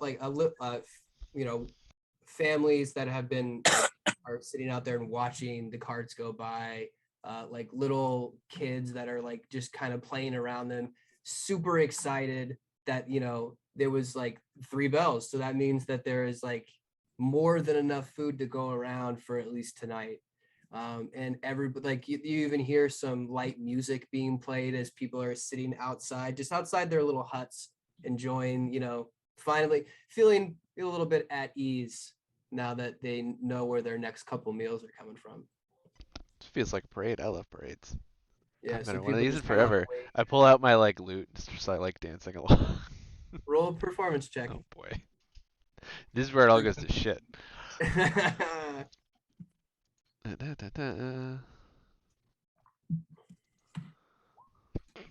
Called it. Oh boy. So, Fiora, can you please like just stop doing that? You break one of your strings. Ah, fine. You're taking It's okay, all it the sounded fun great out to of me. it. Yeah. It's cool. It's just we already heard the bell, so like I'm comparing what you're doing to the bell, to the good day bell, and it's just like it's not a comparison. I'm sorry. Fine. It's like a Puts it- bad just day puts it loot. away and like sour face, just like mopes along. Zilch and Fiera, you will also notice, because you are now proficient in it, that there are a few off in the distance. There are little groups that look like they're throwing around a very familiar sized ball back and forth. And it looks like 2 of these groups have like disappeared into alleyways. But you just kind of pick up that Oppo, or Dragon Ball, as you guys know it currently, is definitely played here. We're gonna put a pin in that. Noted. All You guys right, want to hit the Stargazer Inn first? You want to hit Brian's first? they're right next to each other. Oh no, we're standing outside. I'm asking. Oh, Yeah, are we gonna go back and see Trifa too? Like we could do that later, right? Again? He Yeah, works. of course we can go drink at Trifas, but we Okay, should at okay, least cool. get rooms because Yeah, I don't let's want go. to sleep on that fucking ship if everybody else is sleeping on that ship. All right, yeah, legit. I slept on the ship during Loreda's. I'm ready for my own room. I got some cash. I'm ready to rock. But I'm also willing to see Brian right now if we want to do that. So it's up to you guys. I don't care. Let's book up. Let's go- get rooms. What's a sign says apothecary? Yeah, let's go do that. Yeah. All right. So you're going to the Stargazer or the? Yeah, we're gonna do the inn first. Okay. So All right. that's So you walk as you finally finish the first half of your trip down the main road. You guys happen upon the Stargazer Inn, which is a lovely, modernly built inn. Again, 2 stories, but it's a little bit nicer. The shingles look like they're actually painted. This is a fully wood building. It's constructed of large beams that are stacked up to. It is 100 feet long, 30 feet deep, and 40 feet high. The wooden sideboards show salt damage, but have been sealed over using like some clear paste. It has windows that are completely uncovered all over in the first and second floor to basically allow as much light in as possible. As you guys open the front door, single, you are, upon entering, you are greeted with a woodcarver's paradise. The walls, floor, furniture, decorations are all made of the same wood that make up the wood on the outside, but have been worked to some degree. There are fish legs for chairs, doorknobs carved to look like whales, so many coral engravings, and a lovely mural of the city of Asfa'eia sitting above a stone fireplace. And upon entering, you hear a, welcome, welcome, come. Welcome to the Stargazer. Hi, hello. Oh, and so you guys will go to your next handout for Monty and Gina. You currently don't see Gina, but you do see Monty. And these two stout, well, he's a stout 300-year-old dwarf. He's native to some place you're not probably familiar of. Monty wears a red shirt that's basically fraying at every edge. He has a long, curly black and gray beard, braided just underneath his chin. He has a constantly furrowed brow with eyes that are basically almost like as brown as the wood that surrounds him. His hair is equally as long, but it's pulled back just along the sides.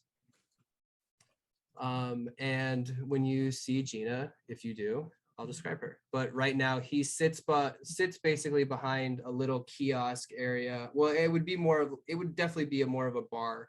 And he is just kind of sitting there, arms up. You can see there's a few faded tattoos on his forearm. And he just goes, welcome, welcome.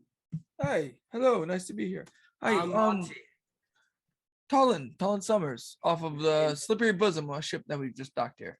His handshake is insanely strong.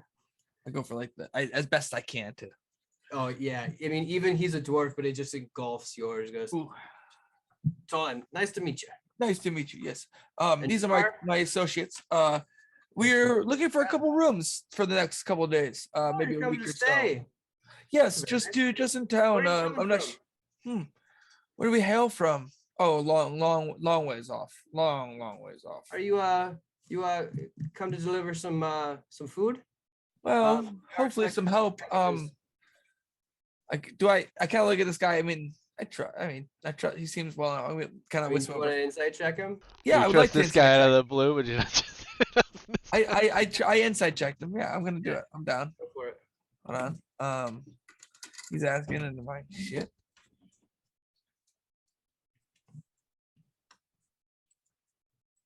Zilch is about to cast tongues on himself and then stops himself when he realizes it's just 27.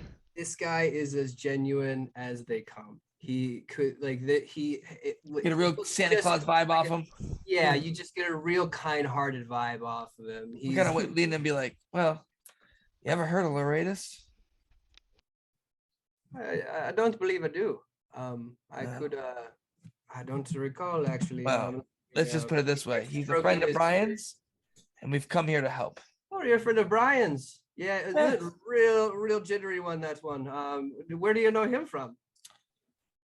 Oh, you see, we're more. Well, I run a ship, like I told you. We're more like a messenger, if you will.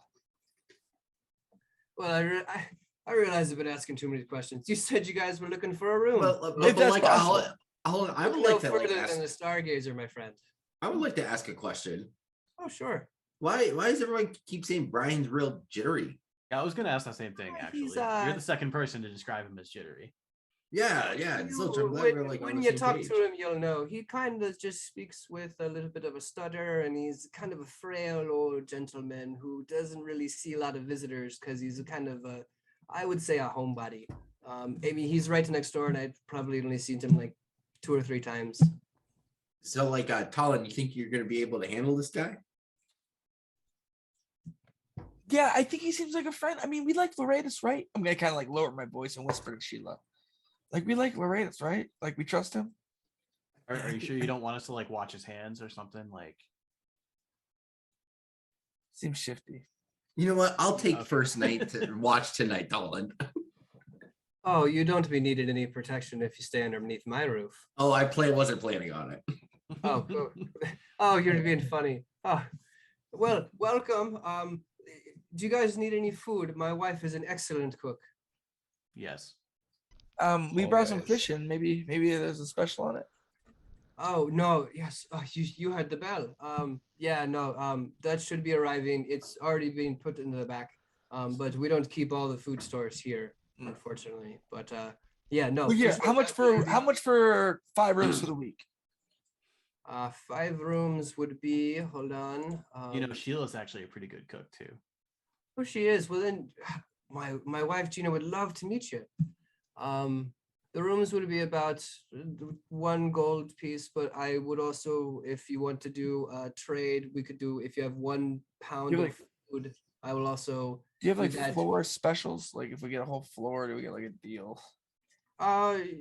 If you want to rent Discounted rate. if you want to rent like a room and get to like a hot meal and like get some drinks, so we'll call it 3 gold each. How about this? Here's 15 gold. Okay, all right. How about 5 rooms for the week with food, and we'll be back. I just want to get them reserved. We have some work to do around town. Oh yeah, absolutely. No, the 15 gold would be way more than you need, but I appreciate the gesture. Yeah, would you like me to show you to your rooms right now? Yep. All right, hold on. And he goes over, and it looks like he has like one of those like nail boards that have a bunch of numbers with keys on them. It looks like there are very few rooms that are currently occupied. There's 13, and there's like maybe 1 missing. So he goes and grabs you 5 keys and goes, well, all right, follow me. And with like a little bit of like this like sturdy walk, he takes you up a flight of wooden stairs, and it opens up into a single hallway, and there are just room doors that line either side of it, with 1 room being at the very end. It goes, well, you got to 1, you got to 2, 3, 4, and 5. All yours. Here you go. Now, the fun part, have y'all never been to Asfa'eia? Well, let's hope that the night is clear, because when you go and he takes you into the first room and he points to, it looks like it's a hand crank. Goes, now, if you want to, the reason that this is called the Stargazer, and he starts cranking the wheel, you can see that the roof above you, the slats start to pull and then basically stack themselves, giving you a completely open air to the sky above. Ooh. And then when you want to close it, if there's rain, you just get it back. Yeah, Hello? I'm just gonna open that back up right now. We're just gonna leave it open. Oh, yeah, by all means, it's your room. Go Yeah, have cool, fun. thank you. Sheila Hey. will turn and look at Monty and go, thank you, and pull out from her fanny pack that she's been carrying around an apple You and are give a it to very him. large woman. Yeah, and take this apple. Oh, I much appreciate it. Thank you. And he like kind of like dusts it off and just starts eating it. It was good. Very good. Yeah, ship apple. They're pretty good. Oh, well, anyway, what was your name again? Sheila, sweetie. Sheila. Very nice to meet you. And you are Redman? Oh, I'm Zilch. So it's very nice to meet you too. And you are, Fiera, pleasure as always. well, enjoy your rooms. Is there a 5th one that I'm not seeing? They're still on the ship. They'll be here shortly. Oh, well, they're all welcome underneath the roof of the Stargazer, as long as we have the rooms, you know what I'm saying? And then he starts like walking out the door. He goes, well, and he like puts his hand on the threshold and goes, taps it twice and goes, well, if you need anything, I'll be down there. And you said that you're a cook. Come back later in like a couple hours. You can meet my wife, and she'll show you the ropes if you want to help. Absolutely. All right. And he's like, it's really nice meeting you. And then he gives the door one more knock, and then you can hear him start to like disappear down the stairs. Gino, we got company. All right, guys. Well, at least we got some spaces and some food for the week. Yeah. All right. So now that you have that, Do you guys want to head out to Brian's? Yeah. Yeah. Let's do it. Sounds All like a right. plan. okay. So as you walk out of the Stargazer Inn, you can just take an immediate left, and it looks like it is it's a single, well, maybe like one story in an attic sort of little wood hut, and the front half of it is completely has like a normal roof, and it looks like the back half has been like stripped of like all of the shingles and has been converted into a greenhouse that is basically the same shape as the building that it's connected to. And right above it, you can see that there's a little sign that just says Brian's Apothecary. And there's like a little vine that wraps around the end of it. It What's is the not a temperature? nice building. Just in general, like what's the climate that we're in? You are in kind of, it's a little bit of a tropical. So it's like Warmed up since we come north, you mean? Yeah, well, no, it's not tropical. Think Australia climate. So a little bit drier, arid, sort of like it's hot. It's a lot. It warmed up significantly after you guys made it through the Great Nikki Channel. Good to know. So it's like you guys can basically like you notice that people are in like sleeves and no shoes and just tank tops, like very, very warm climate. So like Okay, coastal good to know. desert. Not so much desert. There's you're right next to the sea, so there is a lot of like, moisture in the air, but there's Just definitely a arid. little bit of a dryness to it. Understood. Okay. Got it. Guys, I think this got to be the place, right? I don't know. Is there like another Brian's Apothecary? All right. I'm just gonna walk in. As you Yeah, open the Zilch, we door, should probably check and be safe. All right, as you I'll go to meet guys open the back here. door, it looks like the door is locked with a chain and it stops about 2 inches. It doesn't open up for me. No, it's complete. It looks like it's locked. Oh, hold. Yo, I got this. Knock, knock. Who is it? Zilch. Who is that? It's And Zilch. you hear a bunch of like shuffling around, and all of a sudden the door frame opens again, still with the little lock on it, and you can just barely, if you go to your handouts once more, go to Brian, you can see this weathered, old, very sort of gaunt face man with like a really disgusting black comb over that looks like it's like, why do you even try? But it's like still sticking to his head. And he like kind of pokes his little gray eye through and goes, oh, I don't know you. So Well, that's true. We're friends of Loratus. Loratus. He sent a Loratus? gift. Boratus? Yeah, him. The door closes. What's that old fucking salt doing these days anyway? And this like little like he's like half hunched over. He's in this little tunic that barely even covers him. You can see it's tied off at the waist with just like a rope. No shoes on. His hands are so weathered, and you can see that they're almost still like perpetually covered in dirt a little bit. And you are basically greeted with a shambly front room that has a bunch of shelves that have all manner of different herbalist accessories. It looks like he has like little like clones that look like they're growing in little vials. He has like a Bunsen burner that's burning something that kind of smells kind of like lavender, but there's a little bit of like a weird kick to the end of it. And as the door opens up, you can see that this is just a massive greenhouse full of any tree that you could possibly think of. There's palm trees, there's pine trees, there are tons of little bonsais that have been like thrown into the corner. It looks like there's a main like work desk could basically be like a stand-up desk, and this place is so goddamn cluttered. It's almost like a hoarder lives here, but there is some semblance to it. And he like kind of does that little like shuffling. Close the door. and he like basically rests his bony little forearms onto his little workbench and goes, "So that Loretta sent you, huh?" Yeah. Yes, sir. "Well, I'm Brian. Nice to meet you." And he like basically is like shaking as his hand gets put into yours, and like every movement looks like there's a little bit of a tremor to it. I just look at that and I'm like, oh. And then I shake his hand. "What's your name?" Oh, I'm Zilch still. "Oh, nice to meet you." And likewise. And whoa, you are huge. Jesus. And he pulls up his arm and goes, "I could use some lifting out of you. Wait, you probably are gonna work at the lumber yard, huh?" What? "Oh, you just look like you're a big girl that could lift stuff." You trying to take me on a date or what? Just conversation, a bad one.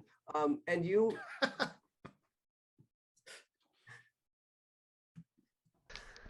I'm Fiera. Pleasure. A pleasure too. Again, Brian. You know Loratus? What's he doing these days? Raising that big old family of his, just getting on with it. Oh, his wife is a looker. I did see her like 2 or 3 times. She's very pretty. They've been doing well for themselves, if you know what I mean. I just like wink. He did say he wanted a big family. And he's just gonna pour himself this like kind of murky little like it kind of looks like mud water, like muddy water, and he just takes like a big gulp. So he left us this note, and I'm gonna pull the letter out. Oh, give it here. We met him, and he wanted to give you this. He pulls it open. What does it say again? Basically, like, "Hey Brian, long time no talk. Glad you could reach out. The jug was a success. This thing should run about 50 gallons a minute. So if you put in a good spot, I think you could do some serious watering. Help these boys out about the gift. There's some weird shit going on. They need to know where they come from. Also, the one with the hook, he's got a list. Just let him know where to find it. P.S. It's been too long. Love you, buddy. Loratus." While he is reading this, and as he flips over the note so that he can read the other side, you can see that there are tears starting to well up, and he's like got his hand over his mouth, kind of like shaking. Goes, "He fucking did it! No way! It was this. Oh, we had this fucking idea like 20 years ago, and like he said he could do it, and I could never get it to work, but he I'm gonna pull the jug out. You're talking about this. Whoa, whoa. And he like goes to grab it and like like pulls back, and he like puts it on tables. Oh my god. So did he say how it works? He just kind of like turned it over, but don't do it towards me.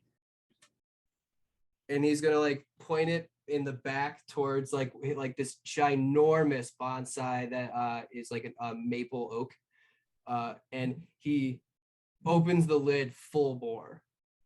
What happens again? It's a solid stream of fucking like a pump is running, a 2-inch pump is running basically. All right, he's gonna have to make a strength save or fall down.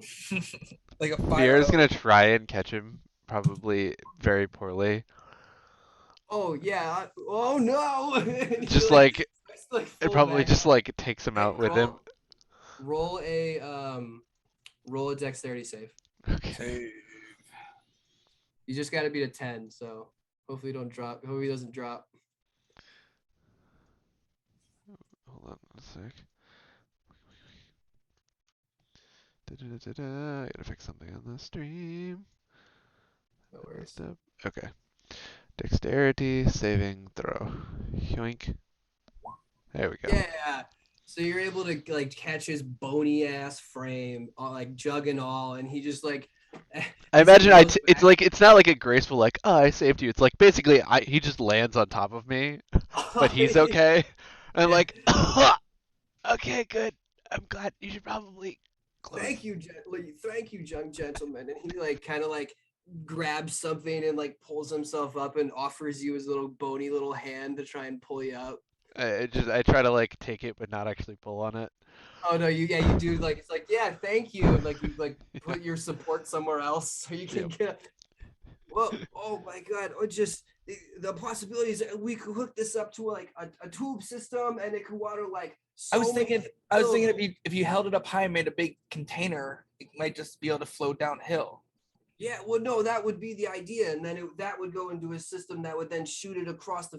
Oh, it's gonna be so beautiful. We gotta get this to Pothos like right now. She's gonna be so happy. Well, hold on. One more thing before you get too crazy. Okay, you can wait. We have food for tonight. We just picked up.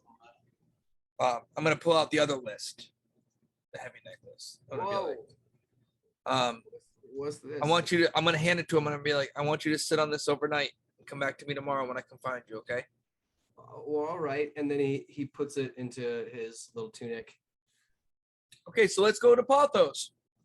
Oh yeah. She should be either if she's not past the yard, she's got to be coming in to help with the food. Oh, I'm so excited to eat. He's like basically like while we're here, like, do you deal in healing potions? Well, I've been known to make an elixir too. I mean, I got a little bit. I'm gonna like jingle my pouch. Oh, he starts like combing through. He's like,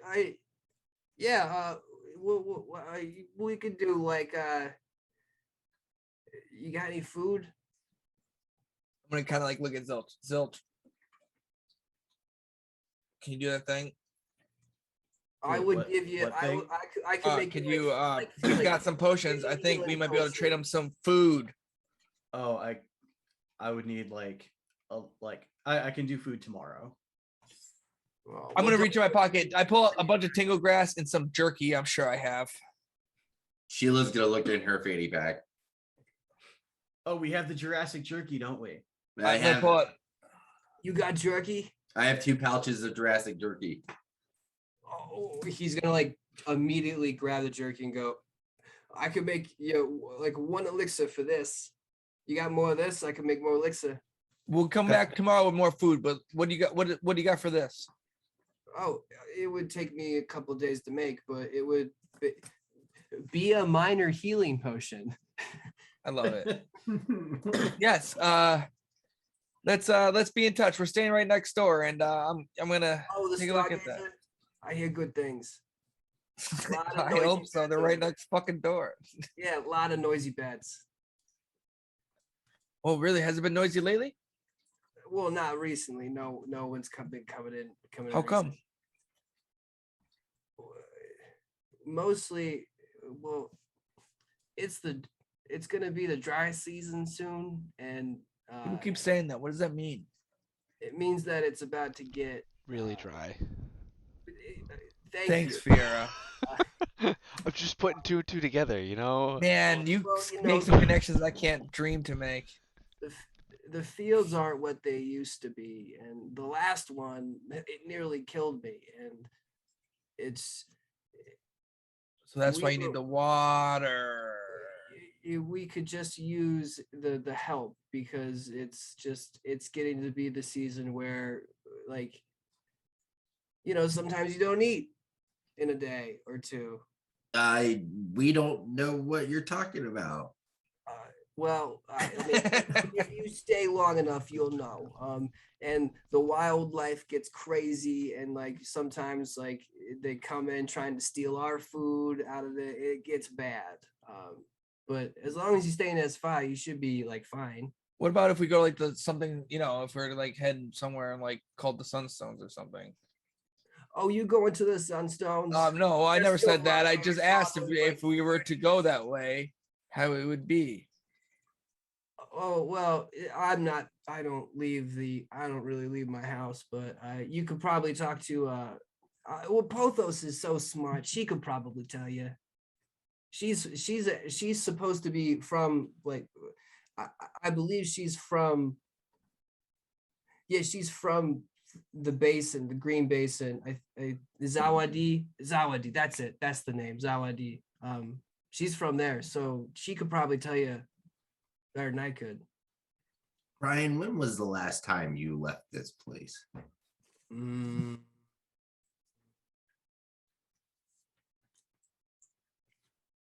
I don't know. Maybe you don't know. 3 weeks. 3 weeks? Oh, that's not that bad. Well, I can grow some of my own food, so don't really need to leave. But it's not much. It hasn't been years, so. No, I get out, see the sun, go watch an Apple game whenever they play. No, you just seem like a weird. What was that last part you said there? Sometimes we go watch the Apple games. What's an Apple game? It's crazy. Oh, if you're lucky, they should be playing sometime this week. It's a stupid ball game where you gotta hit a ball and throw it against a tree. That's look at Zilch while he's explaining this. Dragon Ball. You're talking about. We call it's Apple. Oh, people lose teeth and break ankles and people get carted off. Right. It's a riot sometimes. 70 by 30 foot field with 2 squares on the far ends. Zilch is just gonna nudge Fiera. Yeah, that sounds right. I was gonna say, so it's got multiple names. Interesting. Couple bruises, couple. I wonder if there's a different. I wonder if Good. This is gonna be great for my aesthetic. I wonder if you can do celeb shots in this one. Oh, they get pretty rowdy on there. Like I said, I've seen people get carted off before. Good. I'm looking at Zilch like this is gonna hurt. This is gonna hurt a lot. But I'm still it's so new that Fiera's brain is just I have to experience it. No, it's fine because I can heal us while we play. Yeah, they played in the yacht. I can do that. Good point. Didn't even think about that. Oh yeah, you can do that too. Duh.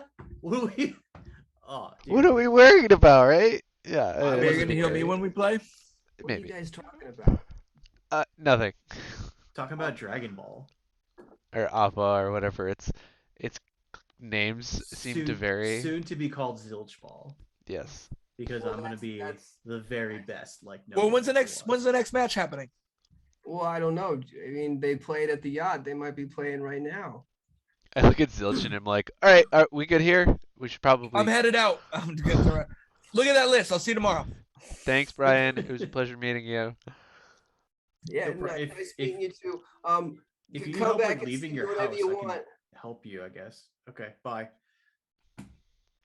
We'll see you soon. Thanks for the potions. Keep them in mind. We'll bring food. I'm good with an herbalism kit if you need help with anything. I don't know. Okay. Well, bye. yeah, you should come by then. I'd love to have you. All right, maybe. See ya. Okay, bye. And then as you guys walk out of the building, you can hear the door as it closes. You hear the as he relocks it. Low-key, I just never want to see that person again. That was weird. He seems so nice though. I absolutely hated that entire interaction. He doesn't leave the house for 3 weeks at a time. He literally. However, Dragon Ball. If Fierre's just gonna start wildly looking for this game. Okay. Wait, aren't we supposed to go find Pathos? Sure, No, whatever. Both us. Dragon Ball first. All right. So he told you they play it in the yard. Yeah, I have no idea where that is. No idea where it is anyway. He pointed off into a direction when he said it. So you guys can basically make your way further inland. And as you get to that structure that I explained, where it kind of looked like a massive square building, but without any walls, it's just these wood pillars. You find yourselves at the yard. It is the lumber yard. So it is a massive open area where they rework wood to make it so that they can repair boats. You see a bunch of already half taken apart boats that are lobbed into one corner. There's a massive area where they have tools that are thrown about and where they kind of, receive everything. There's a crane that looks like it's man powered to ratchet stuff up and bring it onto these large wooden slats. It's full of workers, but they're not currently working. They are all clamored around the back room or the back right of this building or structure is, and I will pull up the battle map for you just so you can get, we're not going to be able to play this week, but you guys, I'll pull up the actual field map. It is I'm excited. Jacob L rolled a 12 on Constitution. so Yeah, someone hacked our game, I think. No, it's a future new player setting up their Yay! stuff. Yeah, I We're know. friends. Yay! New West Marches! So as you guys can see that there is a start to be some sort of something going on in the back right. You kind of slowly make your way into this dusty area, and you just hear a bunch of like, "Woo! Get out! You fuck him up!" And you guys walk upon an Oppo court. An Oppo court is a game that's held onto a 95 by 90 foot area. It's surrounded by a 10-foot high wall that looks like it's made of all these rickety boards that have been nailed together. The walls have scuff marks, broken planks, and bloodstains. On either end of the field, there are 3 wooden posts with flat tops. The middle post stands 20 feet, and the 2 on the sides stand 10 feet. There are 3 lines on the field, a midline and 2 restraining lines. There are 3 positions. It would appear that there are 3 positions in this game. There is a keeper, and it looks like there's offense and defense.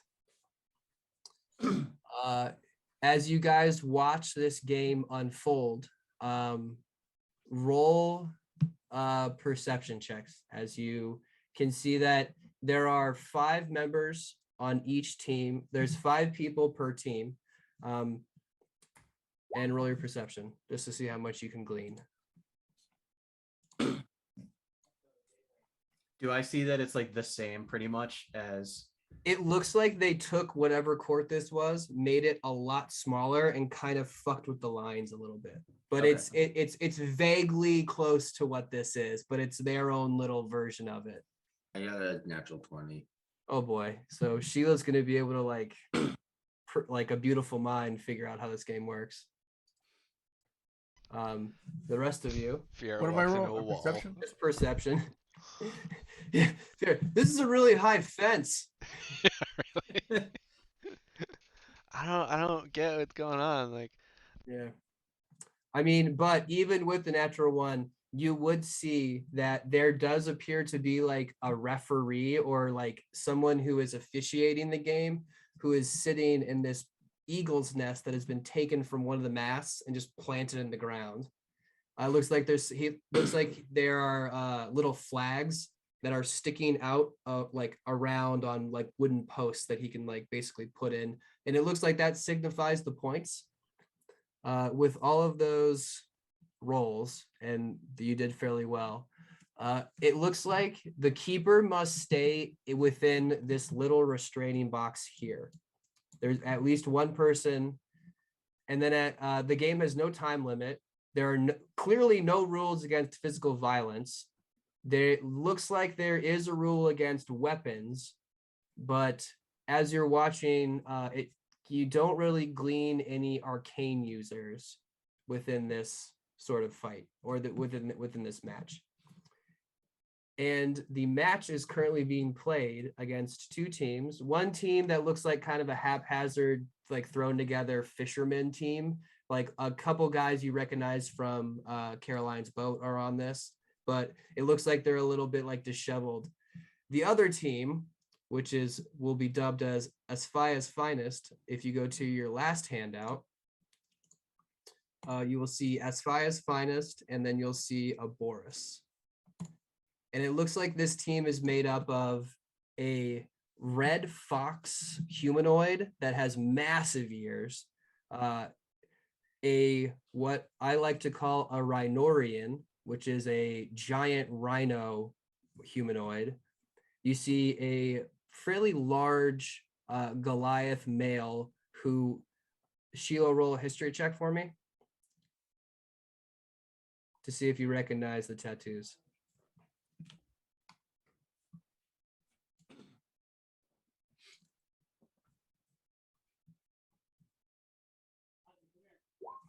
$15. All right. Yeah. So you do recognize that those are tattoos of Merc, the Twin Cities from Whitewind. And then the last two, and not the least interesting, there are two frog-like humanoids that look like they are playing like a tandem goalie position. And as the game progresses, you can, with all of those perceptions, I'll say that you actually can kind of pick up these guys' play style. The team that's very clearly practiced. It looks like the Fox person is a fairly aggressive forward, and he's fairly accomplished. It looks like the two goons play body most of the time, and the frogs do not let a point go by and are able to use their tongues to catch the ball out of midair before it hits one of the posts. The game is a complete like stomping and a shutout. Takes about for the better part of like 45 minutes. And as the game finally ends after 11 points is scored, you just see a bunch of like, like ass grabbing. Yeah, oh, we fucked him up, right? And like the Rhinorian just kind of like headbutts the Goliath, and the two little frogs kind of like jump next to Boris and are like, just look like they're talking about stuff. And the Boris is being outlandishly boisterous about how no one can beat Asfa'eia's finest, and it looks like we get an extra serving of food, and like yada, like basically being a giant asshole about winning. And I think that is a perfect place to end it as you guys watch this Oppo game unfold. Love it. Super. Yeah. Yeah. So, and with that, welcome to Asfa'eia. We will be here for a little bit. Thank you for sticking with us a little bit past our normal time. We still appreciate all of you. And yeah, just anybody sponsored by McCarthy Farms. Come see us on Twitter, Facebook, Instagram, Snapchat. We're gonna be revamping the podcast soon. Yes, You say that we'll be every coming at week. you with more content. Yeah, check out But our for cartoon real, series that's for starting real. up, and Zilch has a novel coming out, right? I do. Yeah. Not jokes to read out loud. Yeah. Yeah. And All When are you gonna read that one with Zabudu or whatever? And with that, we'll end it. So stay safe out there, you guys. Bye. See you next week.